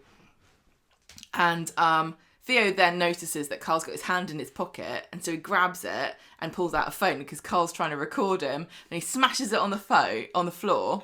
And then Kit comes over, and Carl's like, "Oh, arrest Theo! He's hanging around here." And then Theo goes, "Carl's been hustling me all day. I'm just getting my tools." And Kit's like, "Can you both shut up and leave each other alone and go away, please?" Yes, and he says to Carl, "Look, whatever. I don't know what you're doing there, but it's not going to help Todd." I just like. Lisa did this the other day as well, when I can't remember who it was, but they're like, "Look, I don't want to do police work at the moment. All I seem to be doing is arresting my neighbours these days. Stop Can making you just behave? Yeah, stop being dirty criminals. A lot of you." So Carl goes back to the shop to see Summer and tells her that he's not had any luck. It was fun. I did enjoy his little escapade. Desperately trying to get himself punched. It's funny because quite a lot of people on Corrie get punched without even knowing it was going to happen. Well, I know. I mean, probably people would queue up to punch Carl on that street. Yeah, that's true. But the one person that he wants to do it just isn't taking the bait. No. So he says, "Look, Summer, just take the money and go somewhere and enjoy your life and just forget about Theo. It's not going to happen." Well, he says it's not going to make him come back, isn't it? No. He heads out, goes down Viaduct Street, and he gets followed by a shady figure who punches Carl to the floor. I like that. Then the person pulls back their hood, and it's Ronnie. Ronnie, what are you doing, lad? That was kind of a surprise, It wasn't was Sunday. This was Sunday. Yeah. He gives him another kicking and heads off into the night. Ronnie's not really that sort of person, as far as we know. He's definitely more of a lover, not a fighter kind of guy. But those muscles aren't for show. Well, I suppose so. He's been building himself up. Literally. He's like, all this training for one night to kick you in the I mean, I don't blame him in a way. He's ruining the life, what little of it remains, of his beloved Debbie. Yes. But when somebody came out, and I liked how they had them in the shadows for a bit, and I was almost wondering like, oh, are we not going to know who it is? I was thinking, oh, is it Theo? I assumed. But yeah, when it was Ronnie, it was like, ooh. Excellent work. Ooh, that's excellent my reaction. Work. On Monday, Ronnie, full knowing that he's beaten her son to the ground, is ruining the fancy breakfast, which is terrible, that he's making. He should have made her a fancy lunch. You weren't impressed with the quality of his breakfast. What was it? It was scrambled eggs with tomatoes in it. It looked a bit of like, yeah. It looked a bit like slop. Yeah. What are you going to make me for breakfast tomorrow? I'm not going to make you breakfast tomorrow. Oh. You know I'm not. Maybe it's because my standards are too high. Yes, it is. Oh, what would you make me if I had no standards? A bowl of Weetabix. A bowl of slop. Like I have, yeah. So Debbie is just about to eat this delicious slop when she gets a phone call and she goes, "Oh, I'm coming now, I'm on my way." And she looks at Ronnie and she's like, You did this to Carl. He's in hospital and it's because of you, right? And he doesn't even bother denying it. He realises it's stupid. And again, it's one of these really annoying things where a Corrie character does something that you love, and then it's like, oh, here's blackmail material. Oh, great. Now we've got a boring blackmail storyline. Yeah. Well, he told Debbie that Carl's probably milking it. Yeah, well, yeah, Ronnie's like, I don't think I did that badly. I'm not going to apologise. I know my own strength. I was just trying to protect you. We've got some Shuttleworth stuff in here. Because Christina's like, because it's the Theo story as well. For Shuttleworths, 50% off. Not Shuttleworth 50% off. The advert was 50% off. Yeah. And it's in the Salford Centenary issue too, because that's something that's happening. Oh yes. Don't look on the internet. Sorry for that message. So we've complained before about... No, I don't think we should say anything because this, if you haven't seen this, good for you. No, okay. Yeah. Okay. No. Okay. Summer comes in. Maybe you talk about it at the very end of the show. Okay. Summer comes in and she's very annoyed that Theo is still out there on the loose. Ronnie goes into number 13 and he tells Kevin and Abby what's going on. And Abby's very worried because she thinks that Carl's going to get revenge on him now. Well, yeah, Ronnie could get sent down for this, couldn't he? I always think it's cheating when a soap character gets beaten up and then presses charges. Yeah. It's like, come on, that's not the rules. Everyone, you're allowed to beat someone up. It's part of the story. Yeah, it's like pouring a pint of beer over them. Yeah, it's not assault. It's just hijinks. Fair and little more in soap. So Carl gets bruised and he's got a suspected broken rib and he's really upset about it. A policeman comes in, asks some questions, leaves. He doesn't say that it's Ronnie though, does he? Debbie goes and sits with him and he says, I told the police officer I don't remember, but I might just, depending on how this conversation with you goes, Mum. So, in the shop, Abby tells Summer that Carl was beaten up last night, and she's like, I'm kind of happy that he did, actually. And Summer says, look, it's normal to feel conflicted about it. Abby leaves, and she starts to text Carl, but then Theo comes in, and she's like, get out, you're not supposed to be in here. And he says, look, Todd's away, I can do what I want. I want to set the record straight with my stepdaughter, which is you, by the way. And so he locks the door and turns the sign to closed and like comes towards her really menacingly, and he is so scary. I thought when he puts that face that on. Harriet Bibby did a really good job in this scene. She's small compared to him. She's not had loads to do recently, but every time that she's needed to, pull out her A game in the wake of Billy's death, she really has. She has. And Theo is a bit of a mountain to have to square up against. But she did very well. I think she's doing a great job of playing like vulnerable, helpless, angry, bitter, like all justifiable. And the fact that she's so powerless and slight compared to him is really helping to like push the story through. Her helplessness is physically manifested in the size difference between these two characters. Meanwhile, at the hospital, Debbie's telling Carl, look, I'm not responsible for the fact you've got a rubbish life. You are. You're not going to make me feel responsible for this. And he says, well, maybe I will tell the cops that it was Ronnie. And Debbie says, you can change, but you just don't want to. And I've started to realise that it's a blessing that one day I might not remember that you're my son, because then at least I won't be ashamed of you. And I think that really hurt his feelings. Yeah, I think so, yeah. I think he's really hurt. So he does the only thing he knows, which is to lash out at her. Well, he'd already been, as far as he was concerned, abandoned by his original mum, and he had a horrible relationship with Elaine by all accounts, and this is probably kind of stinging, and maybe the sort of thing that she might have said to him if his story is to be believed. So he says, right, he's not out and out evil, is he? He is just trying to get what he can. He's an opportunist with no morals and emotions. He has some feelings. He has some feelings. I think he's realising. But it's like a wasp. He's not like the wasp isn't going, I'm going to sting you because I hate you. It's I'm a wasp. Sorry, this is what I do. Sorry, it's my thing. Yeah, it's my thing. So he says, look, unless you want to spend whatever time you've got left with Ronnie in prison, give me half of the hotel now. And when he said this, I was like, come on, man, this is stupid. Like, she's not going to give you... Yeah, ask for the whole hotel, doesn't even make any sense, though, does it? It doesn't even make any sense. Why? Why say that? You can say, just give me, I want £1 million. But you can't have it. She. What do you mean, give you half of the hotel? Have given him half of the hotel. She could Doesn't make sense. It's just like Underworld, isn't it? I guess so, yeah. How many shares? Oh, is this going to start happening to the bloody Chariot Square now? He's going to start dividing it into bits. Because Debbie stands her ground. Random people start appearing going, hello, I'm another Webster you've never heard of. The thing with, like, Carl, what would he have done with it? Has he really got... Sell it? Yeah. Who to? Back to Debbie? It could be, or find another buyer or something. I don't think that he's got like dreams of being a hotelier, has he? It's just capital locked up inside. It was just a stupid thing. I'm sorry, but it's just a really dramatic, stupid thing to say. He doesn't really want to stay around in Weatherfield. No, I know. So why say I want to be on the mortgage? Because he wants to sell it. I know, but it's stupid. Just say, give me the money. Anyway, listen. Theo is in the shop with Summer, locked her in. He's telling her that one day that she'll see that this is all Todd. This is all Todd. He's just manipulative and he's lied about all this stuff. And she's like, no, I know you killed Billy and all I've got left is Todd and you've destroyed him. And he's like, oh, did I? Oh, that sounds good to me. And she goes, get out, just get out. And he says to her, you should have seen Billy's face as he was pleading for his life. He does a little impression, doesn't he? Father, art in heaven.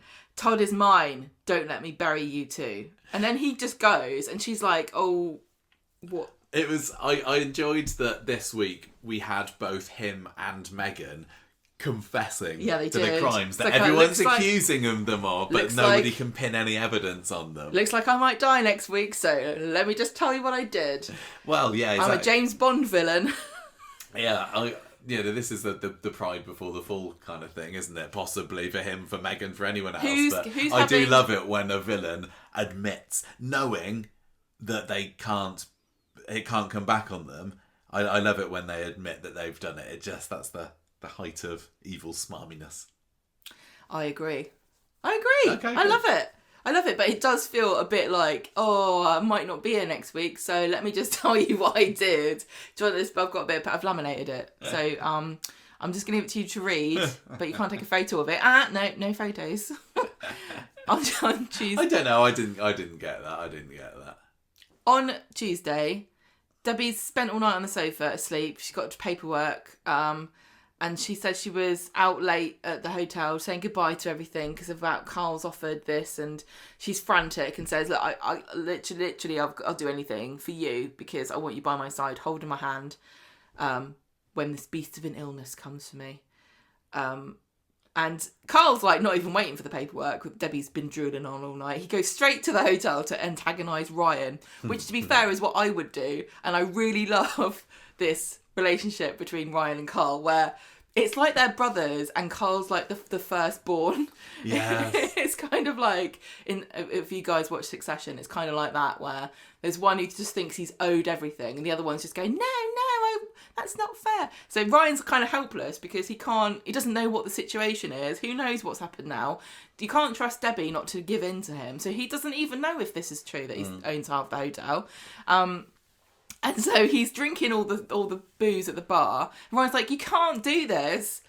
Get out. And then Carl's like, oh, tidy up after me, grunt, or whatever. And then Carl's like, well, if you won't do that, you're fired. Poor Ryan. He's having a really crap week, isn't he? Maybe Ryan is the murderer. Yeah, Ryan murders Carl. Maybe. Yeah, that would make sense, actually. And then the actor's like, I don't have to put the scar on anymore. I'm free. George offers a supportive shoulder to Summer at the shop, but this was really lovely because this is when they have a hug. Yes. Where he offers her, he says, permission to hug. And he just, and it's so interesting, isn't it? The difference in the way that Theo and George's sizes were used in those scenes. Because... How arty of you to notice that. Well, you've got Theo like this towering hulk of menace against Summer's kind of very cute, diminutive blonde, and then you've got George, who's just this warm, comforting bear of a man, who when he he hugs her, she kind of gets swallowed up in his arms. It's like a bit of a Hagrid hugging little Harry, isn't it? It was just, I just love that she had a hug from someone because she needs it. Because Todd really is not in a position to help her at the moment. He's got to help himself first. I can't. Has George invited Summer to come and live at number 11 with them? She's still rattling around in that flat on her own with us all her robots, isn't she? Yeah, she's like, I can watch whatever I want on TV now, and I'm not watching Coronation Street. I'll tell you that for nothing. So so he's supporting her, isn't he? But there's nothing really anyone can do about it at this point, and nobody's going to the police or anything because they haven't got any proof. Ronnie, they're just gonna have to kill him then. Ronnie says to Debbie, I'm going to hand myself in. I'm going to admit I did this crime. He can't hold it over me if I go and say.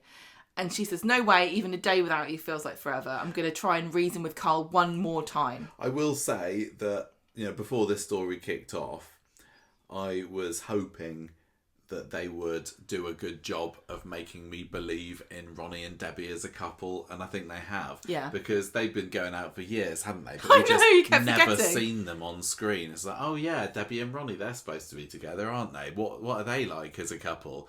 Nothing, no idea. But yeah, this has done a very good job at cementing. Oh, they're actually. It kind of had to, really, didn't it? It's one of those couples. Really great as a couple. Where you're like, I don't know why, but you love each other and I believe it. I don't know what the hell you see in each other. You seem very different as people. You're both likeable, but together I don't get it. But I know that you love each other, and that's enough for me.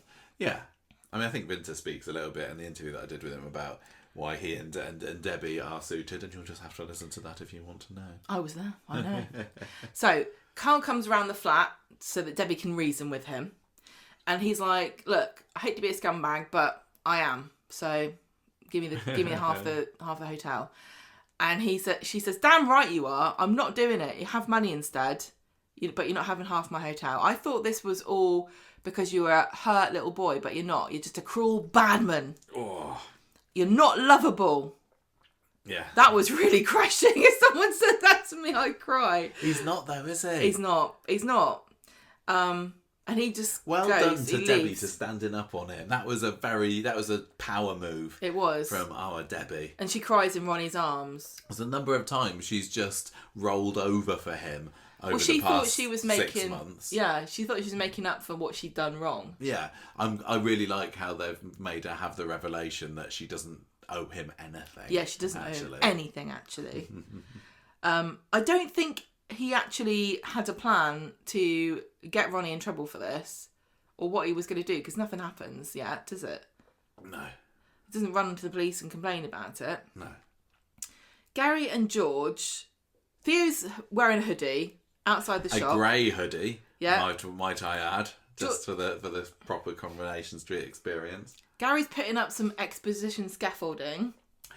I have an issue with this scaffolding. It's not exposition scaffolding. It's just like mysterious. Like, what is it for? There is, I always say, whenever I moan about something, somebody always says, "Oh yeah, but you forgot this." Yeah. Like, there's no explaining that CGI fireworks. I was complaining to them blue in the face about this. Don't even try. Whenever I say, "Oh, Corrie, why have you done this? You didn't mention blah blah blah about why this happened," and then someone said they did actually. So, if there's some sort of explanation for this scaffolding, please tell me. But it just kind of appeared, didn't it? And Gary's putting it up, so I know. But why? What's having work done on it? Is the shop needing scaffolding? Well, it goes all the way up to Todd's flat. Does Todd's flat need some work doing? Has anybody mentioned what the scaffolding is for? Or is it literally just exposition scaffolding, as you say? So who is this for Today's Take Murder Week?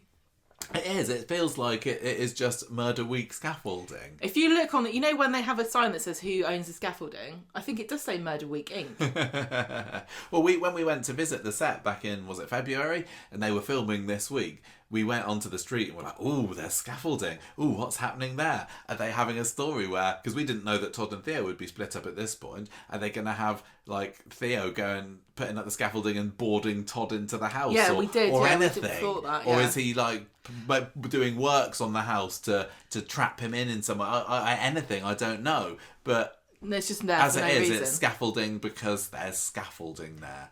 And they could have at least tried to explain it. It's ironic because he's a scaffolder and he's not scaffolded it. I did like Theo was like, oh, the state of this scaff. He was critiquing Gary's scaffing skills. I don't think Gary would do the scaffolding though. I think it's a very special job, isn't it? I think so, yeah. I don't think you can just do your own scaffolding. But, you know, Gary used to be a loan shark. Yeah, exactly. He can do anything he wants. His hands to many a thing. Yeah. I think he should try doing, like, cooking videos on YouTube. He's multi-talented. He can do exercise videos. He can. Yeah. Can't he, in his gold lamo? Yeah, so Theo's like, oh, you rubbish scaffolding. And they're like, go away. Stop being mean about our scaffolding. And he's like, you can't get rid of me. Ha, ha, ha, bye. Yeah, this was when he was being deliciously cocky. Yeah, being a right arsehole. At the hotel, Carl decides that he is going to flood the sex room. Because the carpet needs water. Don't use the black light in there. Water. So he puts the plugs in to the bath and the sink, and he just leaves it. God, Benno. On Wednesday. Well, they didn't need to do that. They didn't need to do that. I just love that there was just I know I've said this like 3 times now. I just love that Corrie realised that like we don't actually have to show any water at all to say it was flooded, do we? Yeah, that's like Swain cat. We didn't have to show there was a cat to say there was a cat. Yeah, let the readers use their imagination. They don't need a watery moment here. No. They made fun of us when we did watery moments. They made a whole Patreon episode out of it, so we'll show them. We're going to put CGI fireworks in and no water for this flood. They could have been quite exciting. It could have been like Titanic, everyone's favourite film. The thing is, they've done it for Coronation Street, didn't they? They had a whole load of water. They had a big stage. They could have had Debbie drowning in the kitchen. Yeah, even back in the 60s, they had an episode where Dennis Tanner flooded Minnie Caldwell's flat. Yeah, and even then, going all over the there place. was actual water in that. They could do it in the 60s. They could do it now. But again, like health and safety. You can't show it if you're going to make it. I'm not going to say nothing. I'm going to say nothing. Right. I've already said it. So Debbie's like, oh, I've got to mop up all this water. Oh, Raph, help me, please. And he's like, is this... to get his hands wet. It's like, oh, I've got suede shoes. Ryan's helping out, and he finds out that Carl's done this. Why did Debbie have a big yellow sailor's Did she think the water was going to hit? She looked like a lighthouse keeper. She did. Maybe she's going to transition to that when Debbie's story is over. She's going to try and be in Lighthouse 2. Maybe, yeah. I think, didn't you say on Facebook, did she go out and purchase this yellow hat just to help her with the mopping it, or did she have one I love the idea. Standby? I like both the ideas. I like one that she's got like this whole cupboard full of emergency outfits, and there's like a fire outfit and a flood outfit. Yeah. And I don't know what else you'd need on Corrie. Firework outfit. And then but also that she didn't have one, and she went first off, she just went to Selfridges. I can't mop up without having the protective equipment. Can you imagine? I gotta get my PPE. Yeah, going into town, Manchester, Selfridges, going, oh, lovely. I've got a big flood in my hotel, and I've got to clean it up, but I need to look really cool. What have you got in the line? I don't have to look cool. I just have to look quirky. You know, I'm Debit. Oh, I thought I'd muted that. What have you got in waterproof designer gear? They're like, oh, you know what? We've just had a load in actually. Yeah. Come over here. Yeah. Right, so, Elliston's raincoat factory is reopened again the other side of Weatherfield. So fill your boots. Your Wellington boots. Who do we find popping up? Because there's murder week about to happen, but a suspect, and it's Miles. Ginger Miles. Hello, Dad. What are you up to? Miles is Theo's son. Last time they had Millie, didn't they? Yeah. I don't think they've been together for a little while, actually. I think that maybe they've fallen out. Yeah, maybe. And so they can't appear on screen together. Just like what's his face and Thingamabob in Game of Thrones. Yeah. So he sees Theo coming out of his van, and he's like, "Oh, you're crap, Dad. You're sleeping in your van, and you suck." And Theo's like, no, I want everyone to get back together. I want the band back together. I want me, you, Mum, Millie, back how it used to be. And Carl's, what on earth did he think he was doing there? Was this a last ditch attempt? Did he think whatsoever that the kids would, anyone in that relationship would go for that? To be fair to him, Danielle, when he saw her last, was actually all right with him.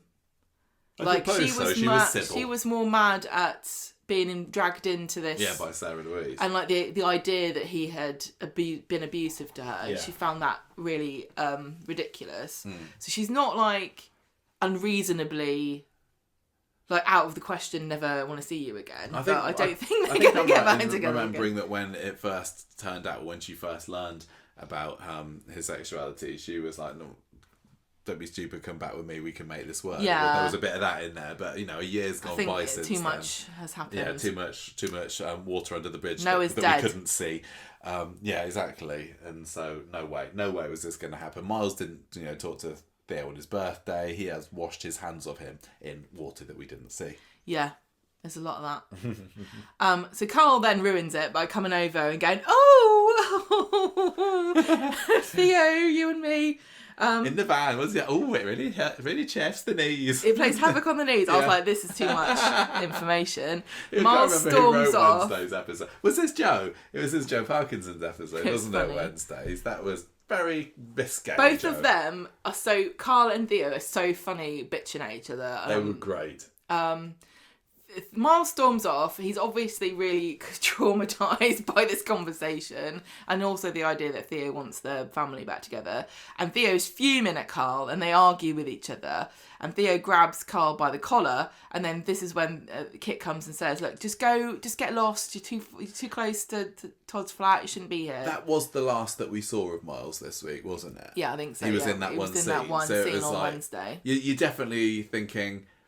Why is he turned back up again? That can't be the last that we see of Miles. Might be at Theo's funeral. Maybe a bit at Theo's funeral.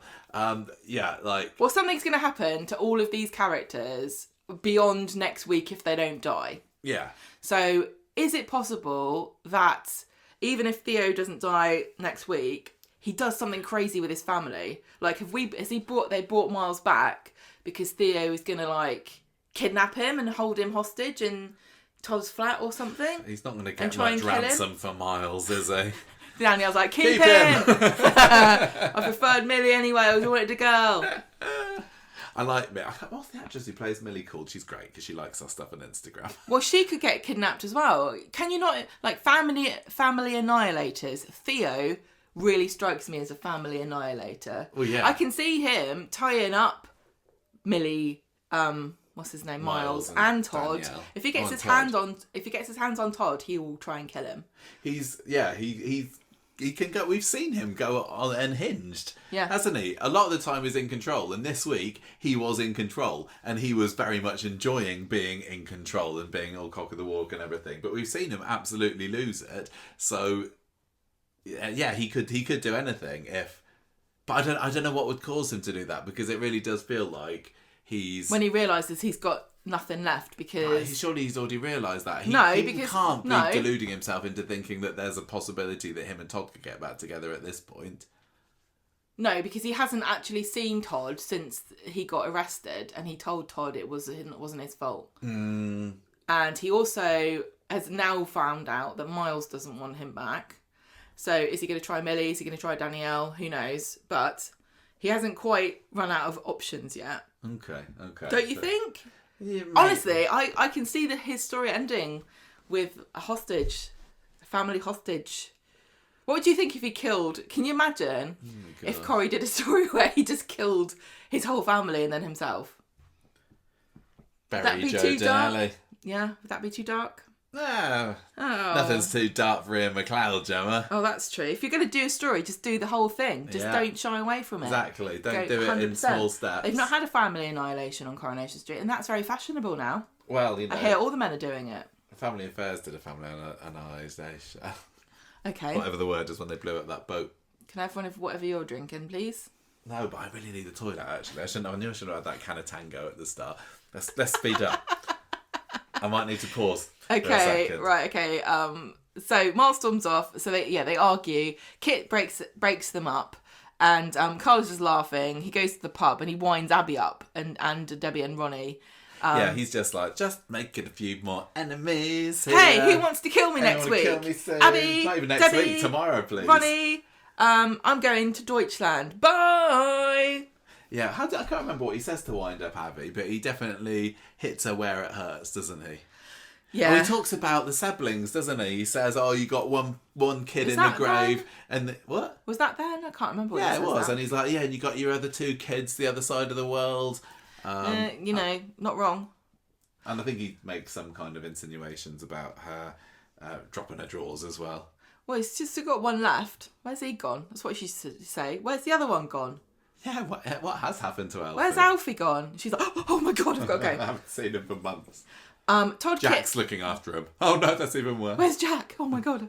Todd, Kit and George all at the Undertaker's, and Kit is reassuring Todd that Theo's been sent away with a flea in his ears, and Todd goes, well, me and Sarah Lou had a really nice trip away, and George is like, maybe you should go away again. So he decides to go. Do you ever get a feeling you're not wanted? Time goes. Oh, well done. Back off holiday. You liked it, did you? Oh, really? Like should do another holiday. Here you go. Here's your passport. Good job. My business is flourishing so much. Yeah. Well, I was going to sell it last week, but I've got an advert now in the Salford Centenary. So yeah. So everything's back on. It's going to be fine. That solved that problem. And loads of people have died. And I heard there's going to be another one this week, tomorrow. So this is what happens when Corrie screws with the timeline, isn't it? He just don't know when to refer to. Doctor Who in it. So Todd is going to go to Thailand with see Eileen and Jason tomorrow. Because they can't be bothered to come and see him. Theo spies on Todd, who is... they had an upstairs scene, didn't they? They had Todd looking out the window of number 11 upstairs. Didn't they have him packing in his bedroom, or is that an imagination? I don't think so. Maybe. I'm not sure. But anyway, yes, I liked that because we don't often get to see characters in the upstairs windows from street level. No. But Theo was watching. Also, another shout out to the why are you doing that in your downstairs set to Carla and Lisa for getting ready for their hen do's in the kitchen. Which I know people do, but only if you don't. Can you imagine these women do not have the most gorgeous ensuite bathroom with two sinks, beautiful lighting with their mirrors, everything set up to glam stations. Yeah. Not on the kitchen island. I want to see the Coronation bathroom. Well, I'm sure a lot of people would. The bath. They've got a lovely bath, we know that for sure. They do love a good bath. They like a bath. Do Carla, and it's going to make your fingers all wrinkly, ladies. Just be careful. On Thursday, Debbie says to Carl, right, come to the hotel, and she presents him with this brown envelope of cash. She says, I don't want you around here anymore. This is the last goodbye. And he says, oh, I can't wait to leave this miserable cesspit. This is when he says to Abby about her having a bunch of dead kids. Oh, yes, it was, wasn't it? Kids are missing, dead, whatever. Debbie says, I really like this. This felt like a very kind of spirit. It felt almost Bernie-like. Yes. She says, I wish you no harm, but I don't want to see you again. And she gives him I think it's a St. Christopher's necklace. I thought that, but I don't really know what that looks like. She said, so I just wrote necklace in the notes. Go well. And he skitters off. Yes, very, very zen of her. Yeah, it was. And then... Todd's good, because I don't like the idea of Debbie, crying. No, over Carl. Just being like, yeah, sod off. She is a good person, isn't she? She's better than me. And cutting ties with your son is a bit of a harsh thing to do, whatever he's done. And so it was a bit more of a... Yeah, calmer. I think if I could be like any character on Corrie, I'd want to be like Debbie the most. Because she's so fun and she's so positive. Mm. She's so positive. I love her. Yeah. So, Michael wants the toilet. Todd's getting ready to go to Thailand. No, I'll go to the toilet then. I can hold it. It's all right. And a mystery scaffolder walks around on the scaffolding with a plank in front of their head, so you can't tell it's Theo. It's Theo, isn't it, everybody? If it's anyone else, I'll eat Debbie's plastic hat. Look, it looks like the right kind of body shape for Theo. Also, Theo was in the credits for the episode, but he wasn't in it anywhere else. And because they showed the credits in order of appearance, he appears just before, Izzy, I think it was, and this was just a few moments before everyone went into the factory. So I know some people have said, "Oh, is it Theo? Could it be Theo? Is it a bluff? Could it be someone else? Do Corrie want us to think it's Theo?" Well, it was credited as Theo, and that's not a spoiler, is it? It's using the clues that are there. I think. I was going to say something. Well, I'm sure it would have been very insightful.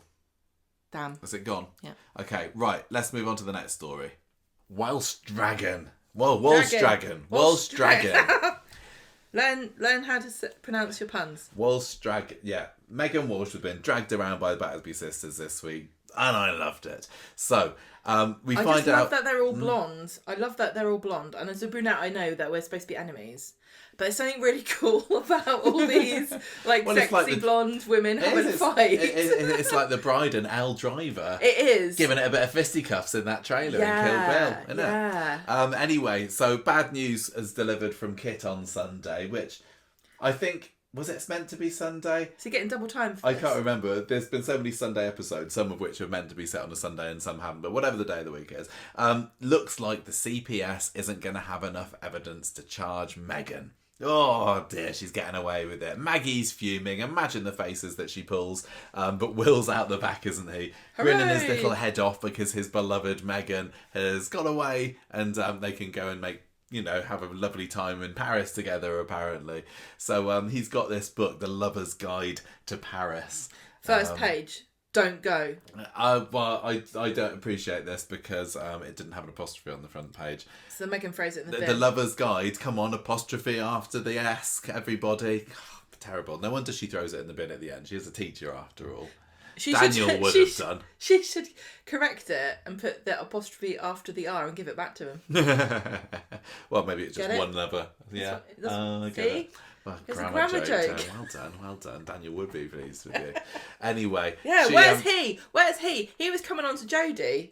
Last time we saw him. He was a bit, wasn't he? And I thought that was going to be a big part of Murder Week. No, Daniel's keeping his head down at the moment. You're right. I don't know what's going on there. Anyway, she is very chuffed to find out the investigation is close to being dropped. And she also tells him, I can't remember whether he asks first, but anyway, she says she's booked for them to go to Paris. She booked this morning and they're going to go off to Paris somewhere. Well, a week has gone by and they still haven't got on that plane yet. I know this is very long-term planning for a Coronation Street character to go abroad, isn't it? Yeah, I know it is. She's normally like, go tomorrow. Exactly. Well, she knows that she's got to stay around and then maybe get murdered in a few days. I booked us a ticket. I just need to find out whether I'm getting murdered on Thursday first. And if I am, we can't go. Take your mum, maybe, because I hear that she's coming onto the show before then. I don't know.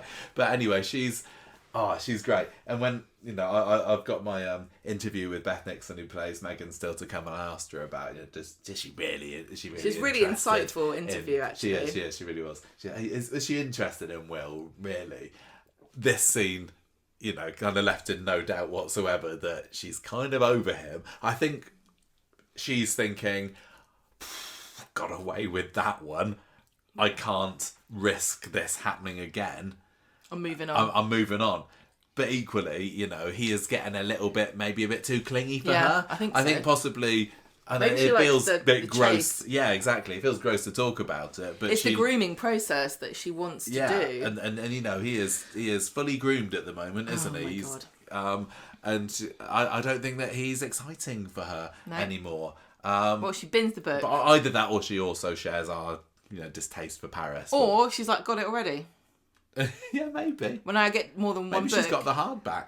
Yeah, I've got this one. I've got it signed by Lewis Archer. Maybe, yeah, exactly. Maybe she's got the DVD alongside Italian for Lovers as Lewis Archer special. But anyway, she bins it and off she clops. So back in the Rovers, Maggie's still kind of harping on about what a disgrace this whole thing is. How on earth can Megan not be taken down? She's clearly guilty. And Ben's like, this isn't about winning. It's not about her getting away with things.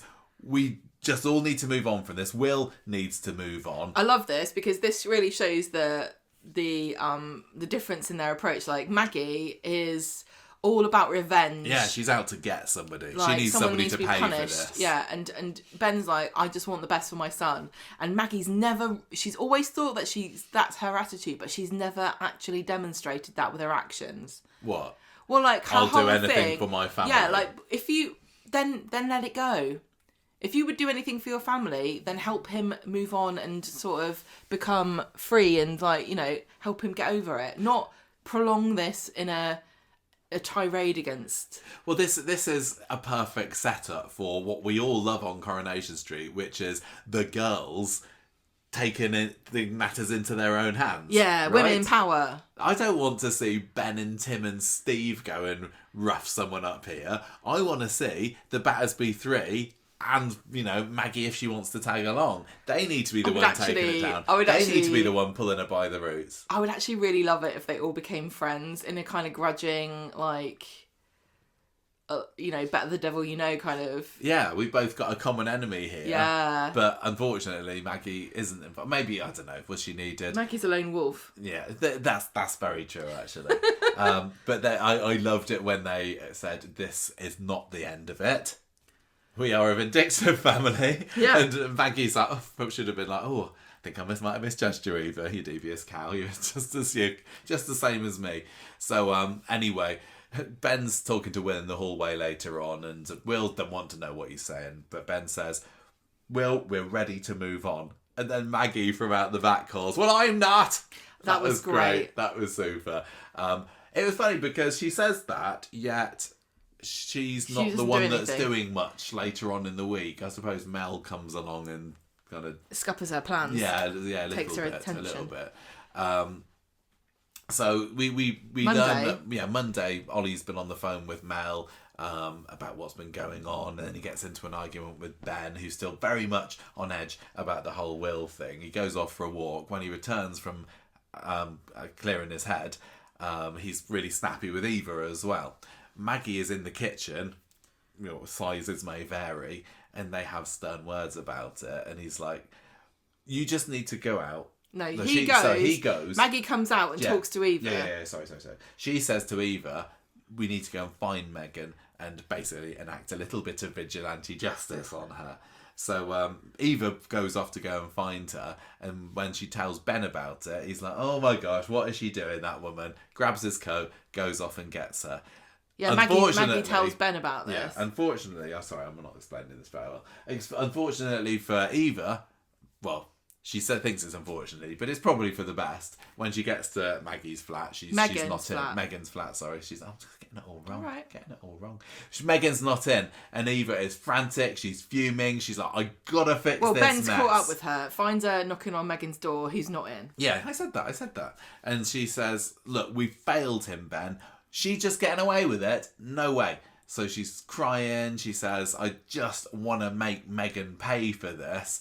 And she's just utterly defeated by it. And he is as well. I feel so bad for Eva at this point because... It's awful. I wouldn't say I'm a vengeful person. But I can...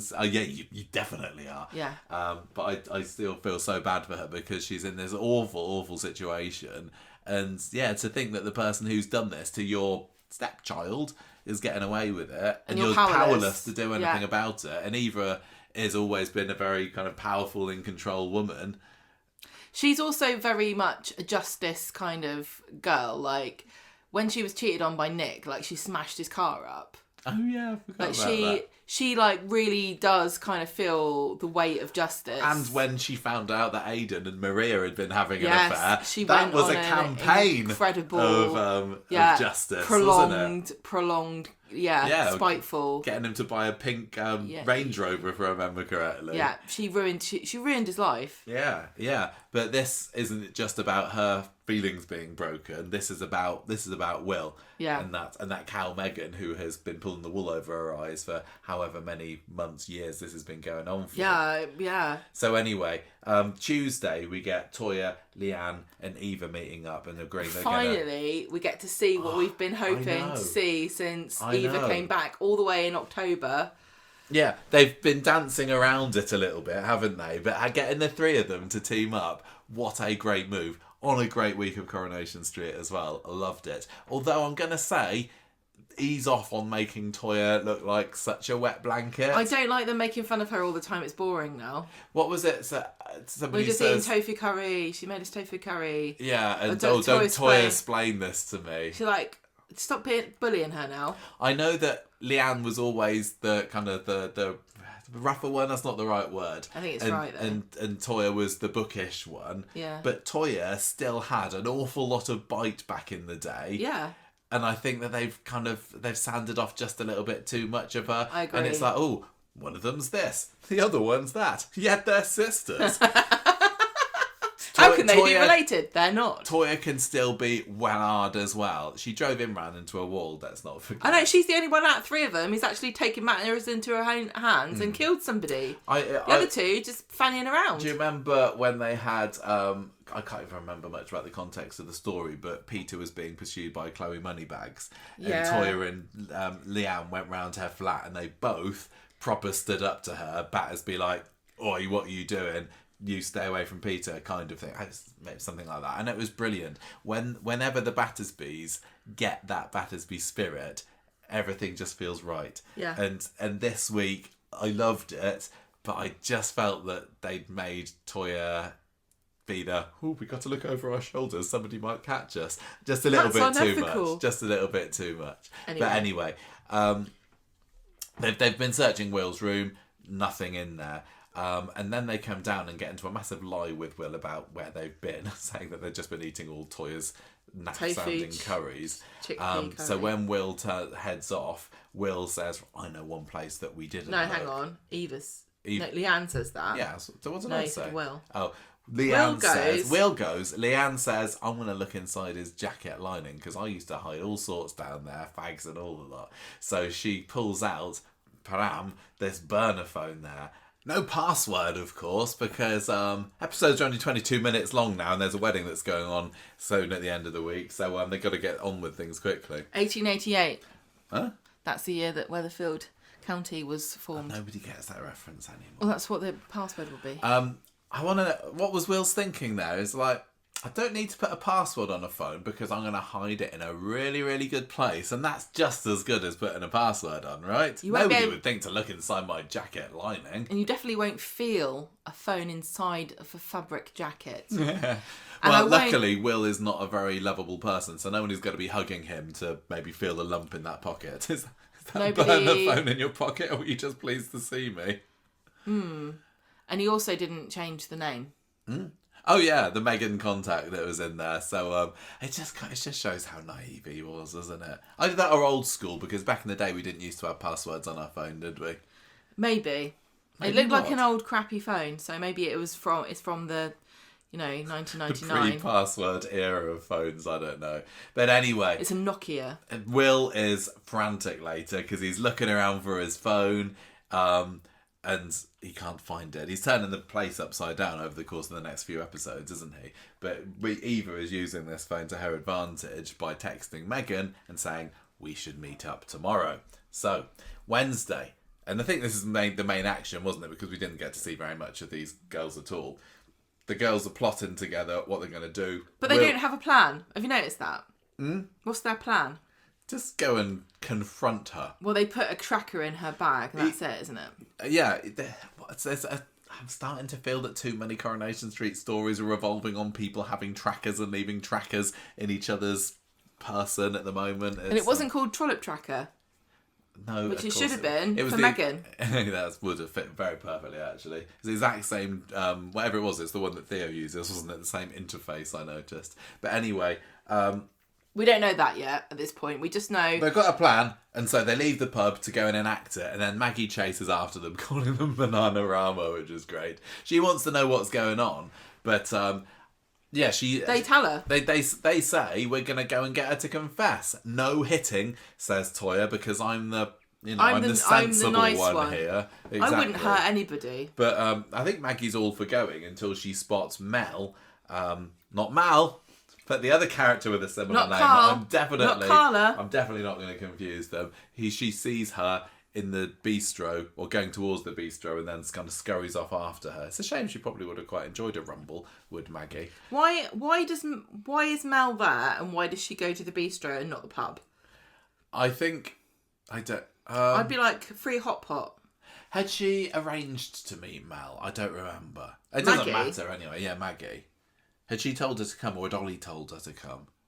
Ollie had phoned her up. We know that Ollie's phoned Mel up and told her what was going on. And I don't think maybe he's like not admitted to Mel that he works in a pub and she knows that he's all well into these fancy ingredients. It's like, Ollie. Ollie, So yeah. she doesn't Which one know must he be in? It can't possibly be that So the whole scuzzy pub at family the end of the just road. hasn't told her that they've bought a pub. I don't know, maybe not. But anyway, it doesn't matter. Maggie, They don't like... there's surprisingly no love lost between them. Even though, actually, Maggie was being quite nice about Mel before, but only to compare her to Eva. Yeah, she was. Which makes me think that if Eva and Ben split up, whoever the next woman is going to be told that Eva was a much better woman and a much better partner. I think you're right. I think she's just showing her fickle side here, is Maggie. But I think that's really funny that she just hates whoever Ben is with. Yeah. Anyway, Mel isn't happy that Will's being groomed under Maggie's watch, and Maggie says, "Don't worry, we're working at it." Speaking of which, the sisters three corner Megan outside on Random Road, which they desperately tried to hide by just having a load of vans parked at either end of it. It was like a van car park for psychopaths. Well, this is the place where her new flat was supposed to be, but it's the bit that's round the back of Roy's, wasn't it? Yeah. It was like every van parks with no discernible order, like nobody could get out of this mess that they've made. No. Like a bunch of tradesmen just having a weird parking vendetta, and then the three of them wander into this kind of like no man's land of parking. Maybe it's like, when Stan Ogden had his ice cream van wars. Yeah. Maybe it's like that, and this is just the place where anyone goes to have it out with people. Like White Van Man, it's like their fight club. Yeah, and the Battersbys are muscling in on their turf because they got their own bone to pick here. And they're all hiding. They're all these roughy tufty men are all hiding in the van, going, "What are they doing here? I don't want God, they look scary. I think my wife sent them. I don't want her to find out I do Van Man Fight Club." Anyway, they don't rough her up, do they? They show her this photo. Well, they start off with good intentions. Yeah, they show her the phone, and Megan's still in denial about it. She's surprised. She thinks it's supposed to be Will, but she has to hide her surprise and say, "I don't know, I was just happened to be hanging out here. I don't know that you agreed to meet me here. I don't know what you're talking about."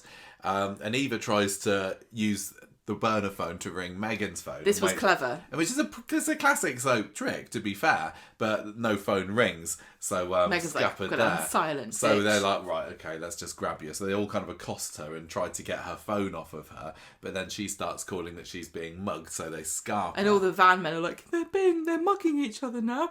The women are fighting.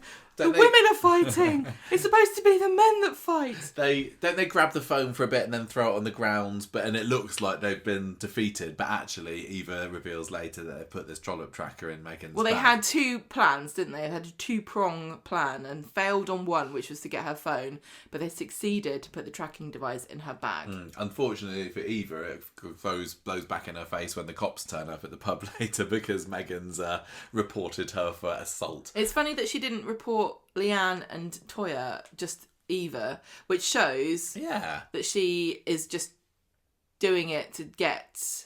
She knows who the ringleader is, and so she's just trying... Although I think she's underestimating the vindictiveness of Leanne. Yeah, Leanne was loving dragging her by the hair. I really don't think that Eva and Toya would be doing this if it wasn't for Leanne. And Leanne is only doing it because of what she'd done to Sam.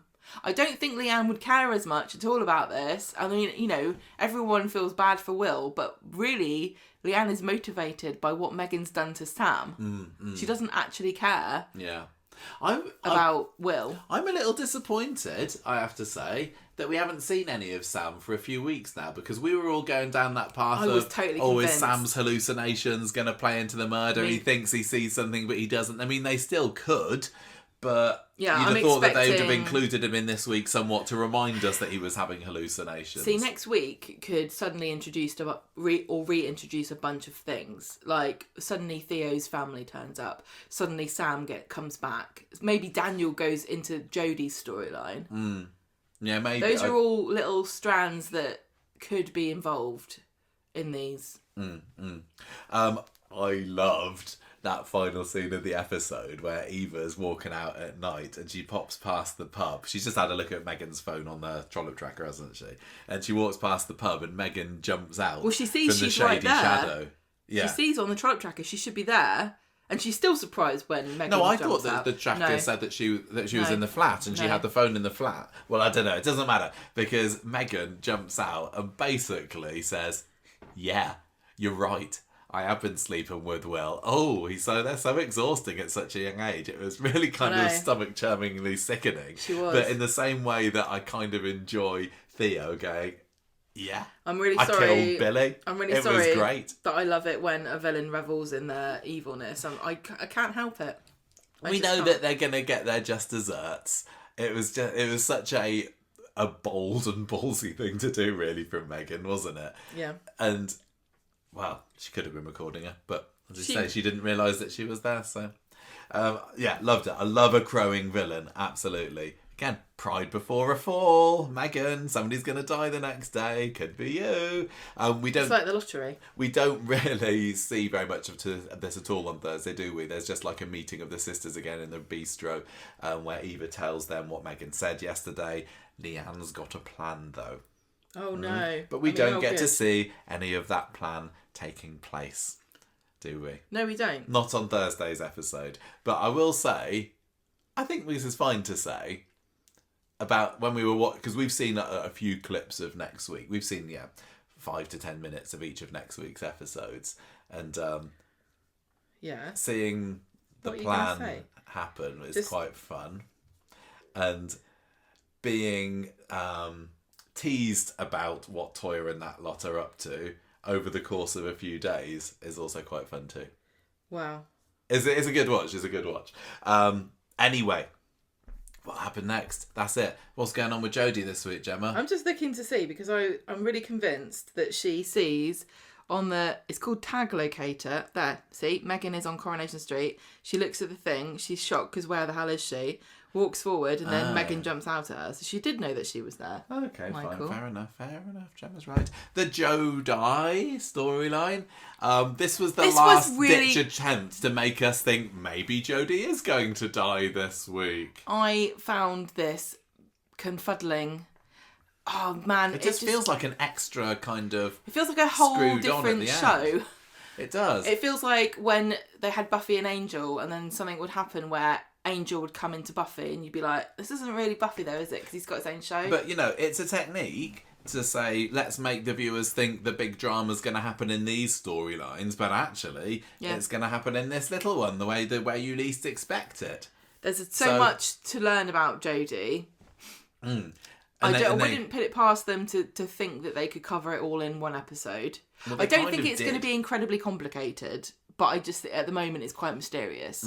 So on Monday, there's this leaflet for truck drivers that Jodie is eyeing up, that David notices. I'd forgotten that. Did anything happen with that? Well, I think, she's looking on the website and she says, it's because they're moving into the area and they might need a staff or something, but she's looking at this photo of a woman, and I don't know who this woman is. With that, did they? Should that we was have a nice little recognised? mystery. No, I don't think so. So, I mean, is this truck driving company, is this related to the van that she was being transported in? Because it wasn't a branded van, was it? So this truck company has got a little drop down menu going, our services, and it's got moving, it's got transporting, courier services, we will deliver services. We'll deliver within these postcodes, human trafficking. Yeah. We also do we can do Uber Eats. I don't know what was going on with that, and to be honest, until we had to look at those notes, that I totally forgot that it happened. But she did seem to have her eye caught. Is this related to Olivia and her dad's business? Well, maybe. On Tuesday, Jodie takes David the dog for a walk and bumps into Olivia, who is the girl that she met before, who she used to nanny for, who she told she was in witness protection to. Yes, remember her. So she takes Olivia inside, and Olivia's sort of run away from home, and her parents don't know she's there. And Jodie wants to get rid of her, but Shona's there, and she insists that she stay for tea. Yeah, Olivia kind of opens her big mouth a little bit, doesn't she, by mentioning the witness protection. Yes. Jodie, Jodie's like, it's just a safeguarding thing. Yeah. So, then Olivia kind of looks like, Jodie can't wait to see the back of Olivia this week, can she? And Shona's saying, oh no, she can stay. But there's something that Jodie doesn't want Olivia to reveal, right? They are not friends. No. Olivia has, since Olivia saw Jodie last, something has changed about what she knows about Jodie. Yeah, because last time that we saw her, she genuinely seemed like, oh, Jodie, it's you. I saw you on a school trip. But was that all a lie? Was she kind of out with a... You can't have a story where everyone's lying all the time. It's too confusing. Yeah, either something's happened or that was a Olivia's big ruse. been told something about Jodie that she didn't know before. You reckon? Because she's been recruited, hasn't she? Yeah. So, because on Wednesday, Jodie's trying to get rid of Olivia again. And she's just about to go when she goes, oh, please, can you make me some cinnamon bagels? And Jodie says, it will take at least 2 hours to make cinnamon bagels. I better go and get some ingredients. I need cinnamon and bagels. I'll be back in a minute.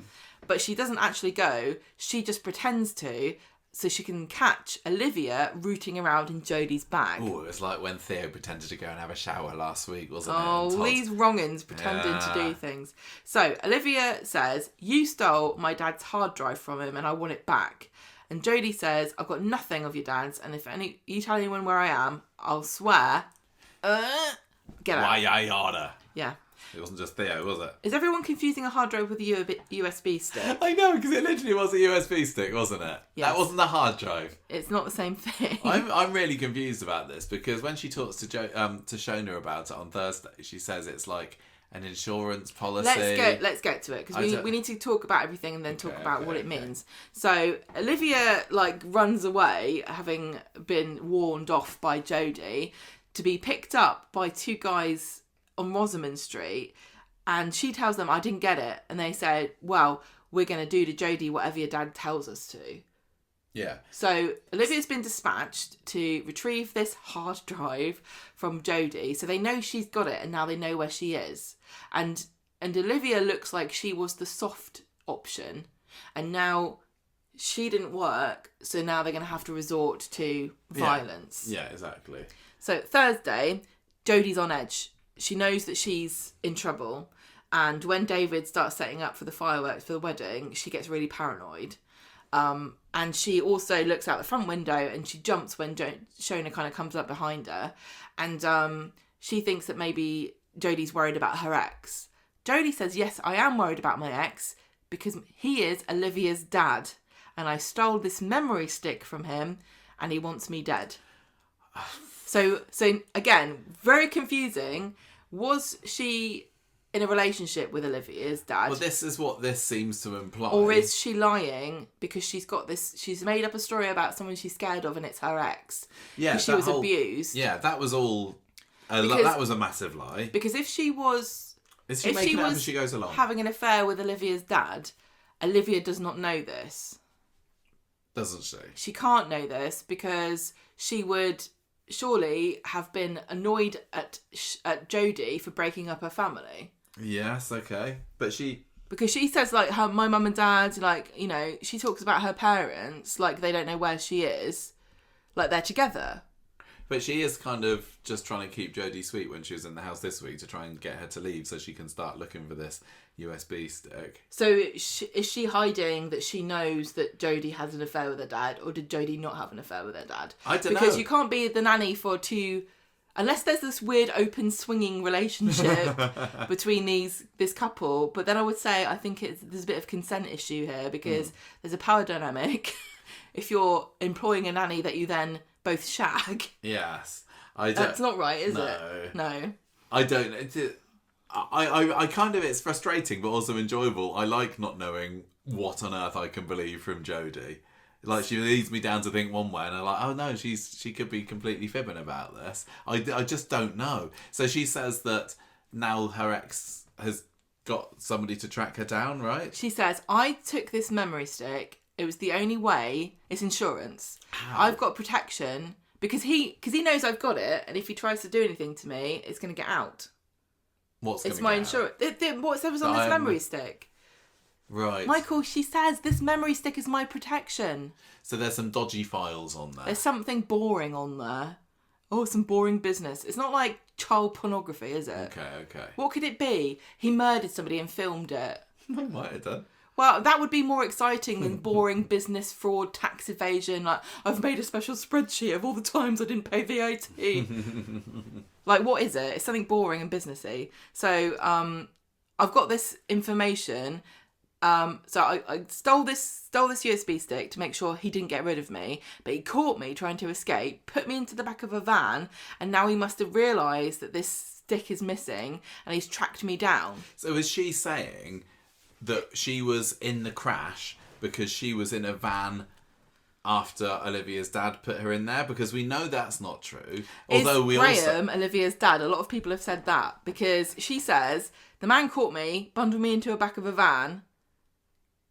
Okay. And that was the character of in Emmerdale, of Graham, who's the one who was in Corriedale, who had Jodie in the back of a van. Yeah. That's Graham. Is he Olivia's dad? I don't know. It's really confusing. What did he say to her in Corriedale? I can't remember. He said something to her like, Jodie, it's over soon, or what does he say to her? No, in one of the episodes of Emmerdale afterwards, he said, right, Jodie, let's go. So he knew her. Yeah. And then just recently in Emmerdale, he said, I was hired to get rid of a problem called Jodie. Right. So that means that he can't be her dad because she would be his problem. Yeah. So he's a goon employed by Olivia's dad, possibly. If what Jodie is saying is true. Well, what Olivia said was true. So Olivia's fact that she said is that she says, I didn't get it. I didn't get the USB stick, and the goons say, we're going to beat Jodie up because your dad told us to. So Olivia knows her dad wants this USB stick. So that is all correct and true. Yes. What we don't know is what the relationship between Jodie and the dad is, whether she was actually going out with him or if she's just pretending and making him out to be this ex to explain why she's scared of him. And to hopefully turn everybody else against him. So if he turns up, she can go, oh, it's my ex. And then David and Shona will go, get out of here. You're not going to, I do hope that all these, clues join up when it comes out. Because Corrie does sometimes have a habit of putting clues and red herrings and everything. The Becky story was full of it. And then not really explaining it at the end. Oh, God. Anyway, Shona says, well, if you've taken this USB stick and somebody's after you for it, you've got to give it back. And Jodie says, this is my insurance policy. I'm not giving it up. And Shona says, well, you're going to have to go then to protect the rest of us. Yes, I don't want any goons coming around this house. Thank you very much. I've got a baby. Enough of that last year. I've got a baby I'm not visiting anymore because it's boring. Is Harper out now? No, she's at hospital. Nobody's gone to see her for about 3 weeks. Right. So we've got anything else to say about Jodie's mystery? I don't think there is. Not really. It's still very confusing. And there's the whole, is she gonna proposition David bit of it is still going on? That seems that's taken a total back burner. Was that mentioned this week at all? I don't remember. David was bladdered at the wedding. I think what we haven't done is talked a lot about what happens at the end of Thursdays, because that's really setting up the murder, isn't it? So we know that Betsy finds. We don't know. We don't know that it wasn't Carla and Lisa because they only heard Betsy scream. Yeah. We don't know when the murder takes place, so we don't know who's got an alibi, because lots of people have been saying, oh, who didn't go to the wedding, so they could have been a murderer or been murdered. I don't think that matters because we don't actually know when the murder took place. All we know is that when Carla and Lisa heard Betsy scream, they were alone in the factory. So everyone's gone. They're there. The body's been found, but we don't know when they were killed. Yeah.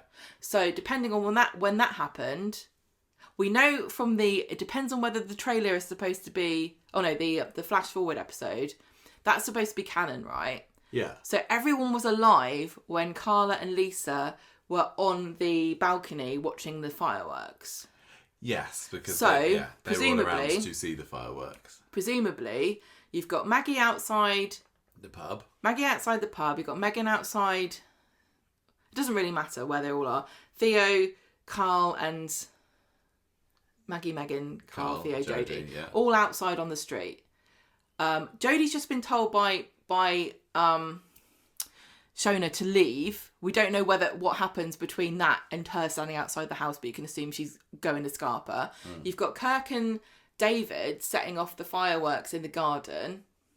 You've got... Because that was given a time, wasn't it? They said that it was like 7:45 or... Yeah, they do say a time. They do, you're right. Yeah, so it happens, before then. You've got... Carl is been told by Debbie to get lost. He's got a load of money. Yeah. We do see him in the flash forward looking kind of triumphant with the beating that he's had from Rodney. Yes, at least, we've got an answer to that, haven't we? Yeah. And he's got this bag ready to go, right? We see Megan, and we know that the sisters have got some kind of plan. We don't know whether they've got to her before or after we see her with the blood on her face. I don't think it's worth us talking about this because we obviously know a lot more about next week. I know exactly what to say about this. Okay. I'm talking about where everybody is on the end of Thursday. Theo's up some scaffolding, isn't he? We know that Theo's spying on Todd, who's getting ready to go to Thailand. Does he get to go to Thailand? Does he leave?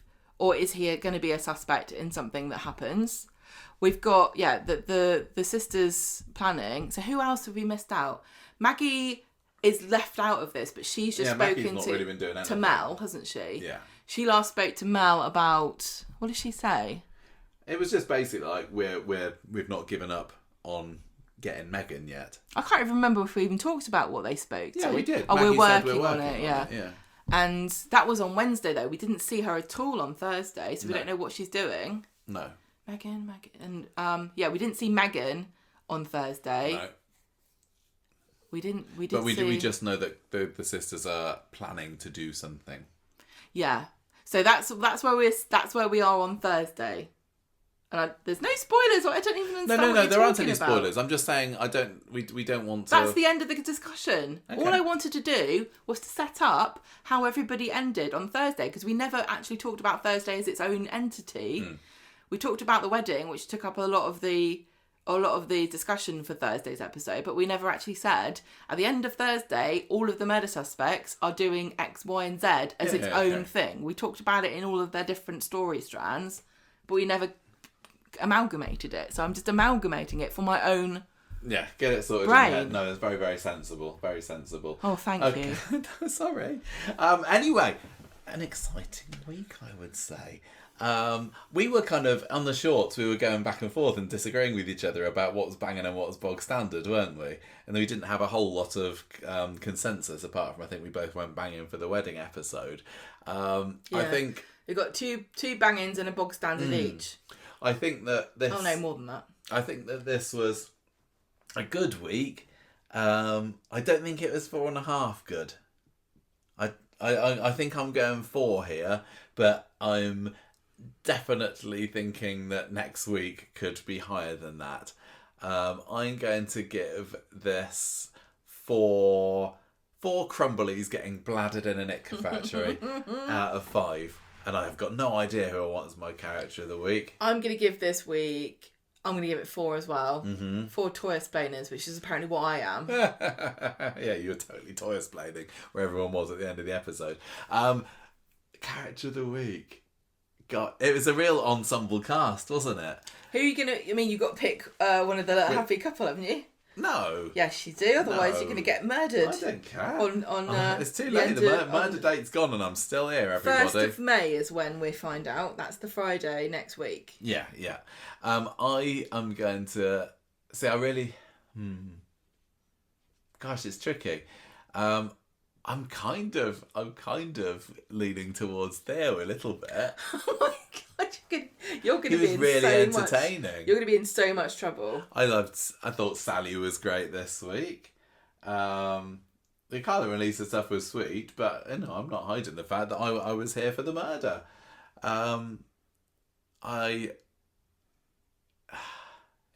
I'm going to give it to Theo. Come at me! Who are you giving it to? I'm going to give it to Carla. Ah, your favourite. Because I liked her outfit. I really, really thought she looked perfect in that suit. It really, really felt like the first time I've seen her in a wedding outfit that really suited her. And it seemed so weird. And I never said it before because I didn't want to get people moaning at me because obviously Carla's got a massive fan base. And whenever she got married, I always think the dresses look nice and she looked beautiful, but there was just something about, I don't know, it feels like she's finally become who she always meant to be, you know? And it's not about who she married, it's about being comfortable And I think even Alison King said, Carla's fed up with wearing. I didn't want to wear another dress. Yeah, she did. It's not just. I think you can say something about it's the stage in her life. Maybe she doesn't want to. Say something about a more mature lady, maybe not wearing a frilly dress, maybe. But I think she could pull it off if she wanted to. I just like that she wore what she wanted, and maybe she didn't want to wear a dress the other times, and she kind of felt like she had to. But no, I think she looked amazing. Although Hayley did design. She did one of the dresses. She did. I've forgotten that. Good point.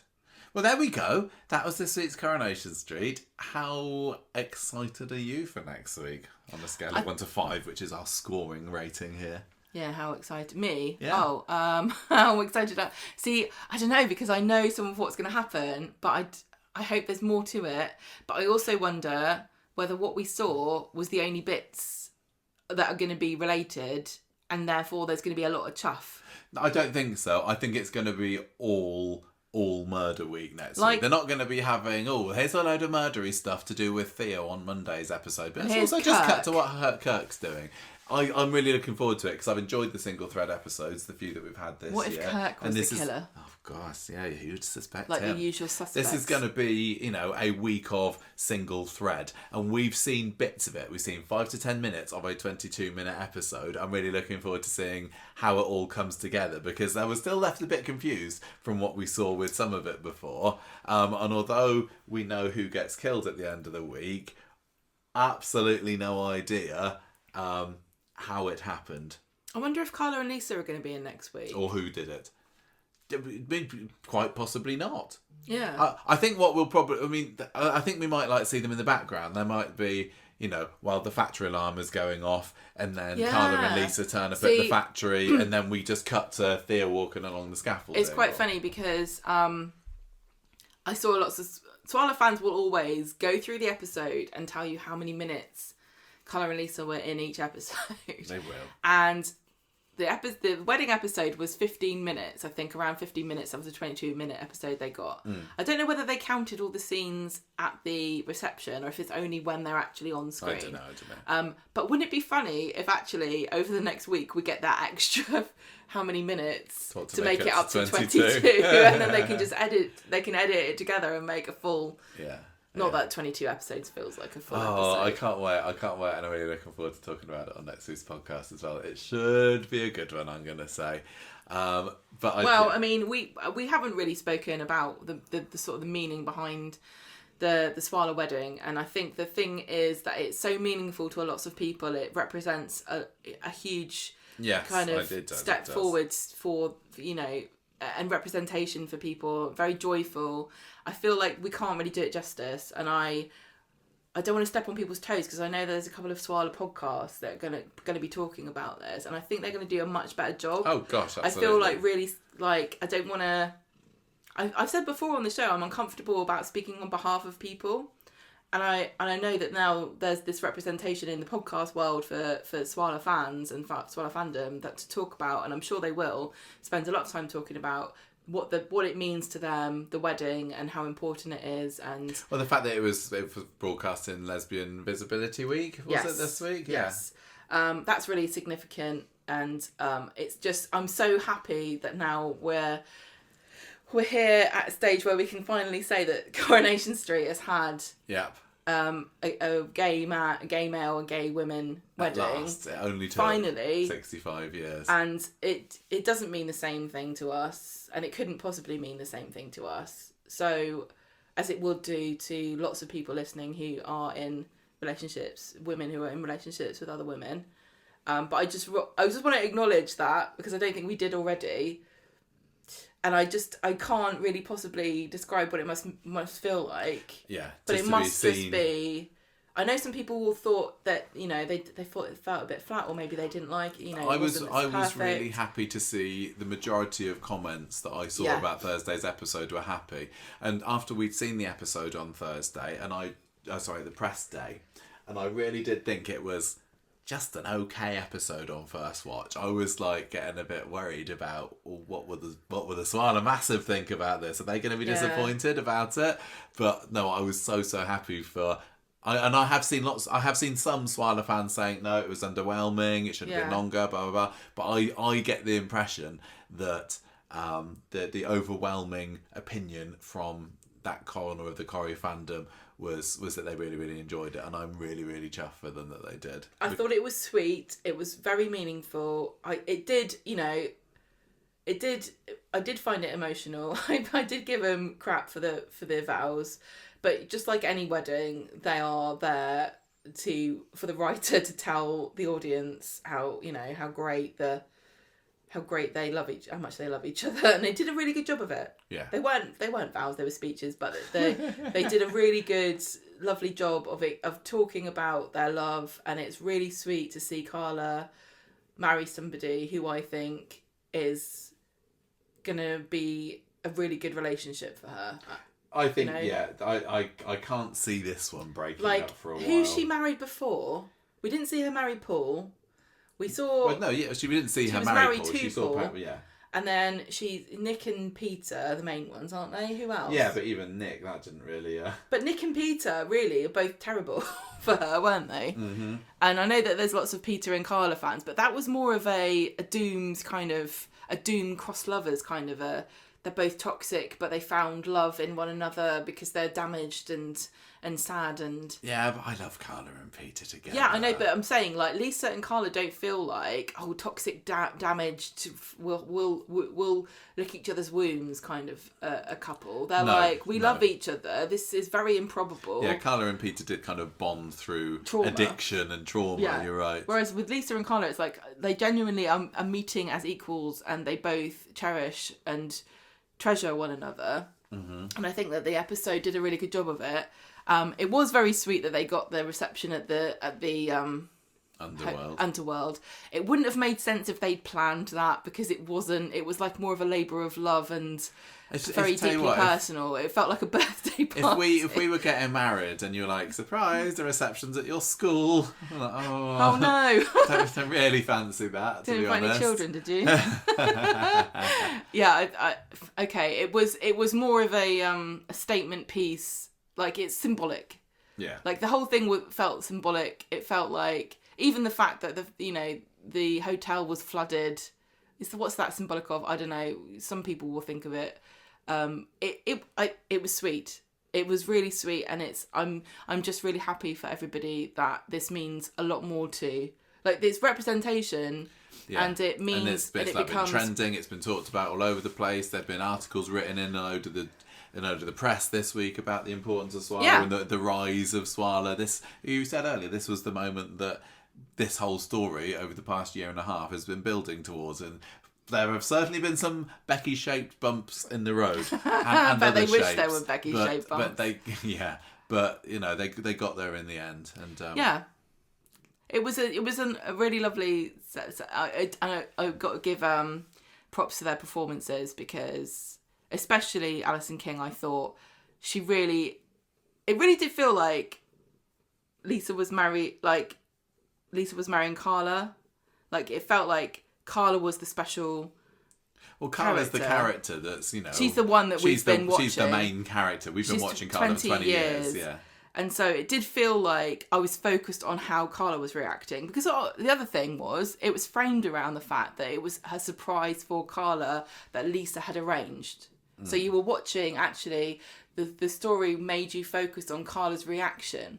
And maybe that was a clever ruse to focus your attention, and maybe some people who aren't convinced, maybe some people who aren't bothered about Swaller, because there are plenty of people that don't really care, or some people don't buy it. Still some people don't buy it, and there's perfectly not allowed that. There's lots of people that say, I don't see what the fuss of there is. Fair enough. But hinging it around Carla's reaction to being surprised by Lisa was maybe a really clever way of getting those sort of on the fence people to soften a bit more.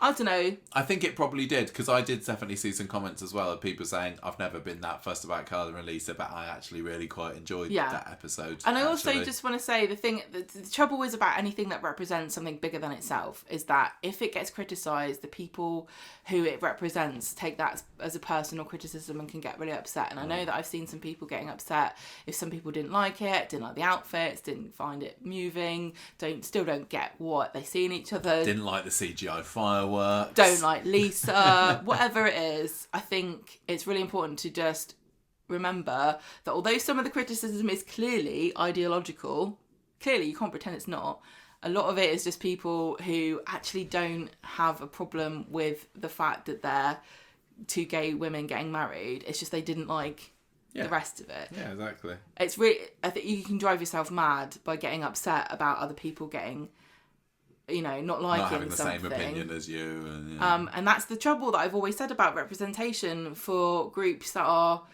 a smaller group. Like even, characters like Izzy, they kind of have a burden on their shoulders of representing so much more than themselves. They're not just a character, they're an idea, they're a whole group of people, and there's so much burden on these actors and the writers too, to try to represent something that's more than just one character, and it can be really, really crushing sometimes.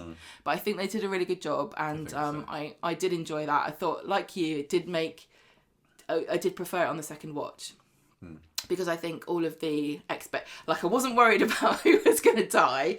I really wanted to find that out, and I wasn't again, I think I said it before, sometimes expectations can get in the way of enjoying something. I didn't know what to think. And I was also worrying about, are people going to like this? Are people going to like this? Is this good enough? As well. I was also a little bit on the back foot, because I can't remember whether we mentioned this on the bonus episode, but when we watched it and we saw that Ali Sinclair loaded up the file and it was 47 minutes long, and I didn't realise, because we saw the episode plus the extra scenes from the next week, and I thought, is this a double episode? Are they doing an hour? And then when the episode ended after 22 minutes, I was like, oh, is that it? Because I think I was watching it thinking, this is feeling rushed. But I didn't. What are they going to do for the second 22 minutes? But yeah. I didn't even see that. Yeah. But you were too observant for your own good. Very nice speech, Gemma. I think the BAFTA is in the post there. Well, sorry to Vicky Myers, who won't be getting it. It's Gemma. She's stolen it from I wrote that for myself, so I'm going to get two. Do I get two BAFTAs? Double BAFTA, exactly. Yeah, thank you very much. Right. I think we didn't talk about it. It had to be said. I didn't think you did a much better job than I would have done. I didn't want to let the moment pass without acknowledging the importance of it. But again, I really don't think that we're the people that can talk. I mean, we've already been accused of being dirty heteros, talking about things that we don't understand. So I don't want to step on anyone's toes. I really, I can't remember the names. Obviously, Nation is the podcast that we did some Soap Week. We did some Soap Week stuff. Yeah. Stay tuned for more about that. I think Beyond Swallow is the other podcast that I've seen on Spotify. And I'm sure the other people will have plenty to say. There'll be loads on TikTok, I'm sure. Mm-hmm. So please, and also all the lovely interviews that people got that we didn't get. Sharon Marshall's joined TikTok. She's gonna have lots of stuff. Mm-hmm. She did this morning, I think, with the actors after I think it was on the day that they filmed. And so there's lots of really lovely additional bonus content where they will be much more eloquent about. That's just reminded me about what we were saying yesterday about people thinking that that Kim Marsh had pulled a sickie on the day of the wedding. Because there is no way that Kim Marsh has ducked out of her actual job, and they lied and told all of the audience, sorry, she's ill. There's no way. That was funny. Although I'm sure it would have been great. I don't know, would I have liked to have seen Michelle? I was never a Michelle fan. She fitted. She was 22 minutes. No, I know. Well, same about Lisa's family. I know it's true. Also, I know it's true. I don't want to contradict myself from earlier, but there was no room for Michelle, her ego in that episode. She would have taken over. We said that we don't know where this story is going for Carla and Lisa. We know that Betsy finds a body. Is she going to be traumatised? Is that going to be a mental health story for Betsy? Don't know. But when we say we don't know what's left for Carla and Lisa now they're married, I do think that the family is the next big thing for Lisa, and I don't think they will help themselves from casting. And I wonder, I think we're going to know from who they cast whether this is going to be a long-term character or not. Because if I was them, I'd be booking some very expensive, very gorgeous, wonderful, well-loved character actress to turn up and be a raging bitch. I think, and be Lisa's mum. the way that the Connor clan took over the street for a bit, it wouldn't be out of the question for that to happen to the Swains, especially if they want to keep that Swain name into focus and they can't have Lisa be on the poster girl of the show all the time because she's got to have a rest. Maybe that's what they want to do. Expand the Swain clan. My thoughts on them is that they are, I think she's got a bad relationship with her mum. I think she's got a really horrible, bitchy, nasty, cold mother. And that's why she hasn't mentioned her. And that is also why she's got this kind of attachment issue. And why she married Becky. Because she's just desperately looking for somebody. To get away, yeah. Yeah. I think that it would be too ironic and funny to not have the rest of the family be a bunch of criminals. Can you imagine them being like a bunch of windasses? Yeah, that'd be great. Like, imagine, like, we've got this prim and proper, posh, cold Lisa just turn up with this, like, raggle-taggle group of, like, shoplifting, naughty, blonde, like, boys and girls and, like, nasty uncles and aunts. Yeah, that she's just ashamed and embarrassed. And she's never spoken about them and Carla's never asked. And then if Carla says, what the hell is this? Then... And then you can say, well, Carla, you've got your own skeletons. Yeah, Carla's. She does. I mean, I saw somebody pointing out on the internet, on Facebook, maybe it was today, that it was... Somebody said, oh, they're having a marriage in the place that Kana got killed. That's a bit like... Isn't it? A bit dodgy. It's a bit Phoenixy though, right? I suppose so. But then somebody also said, never mind the fact that Rana was killed there, what about flipping Cassia, who fell down the stairs, and Kana covered up the fact that she died, and she was having a wedding reception on the place where she covered up a murder herself. Let's have a dance over the grave.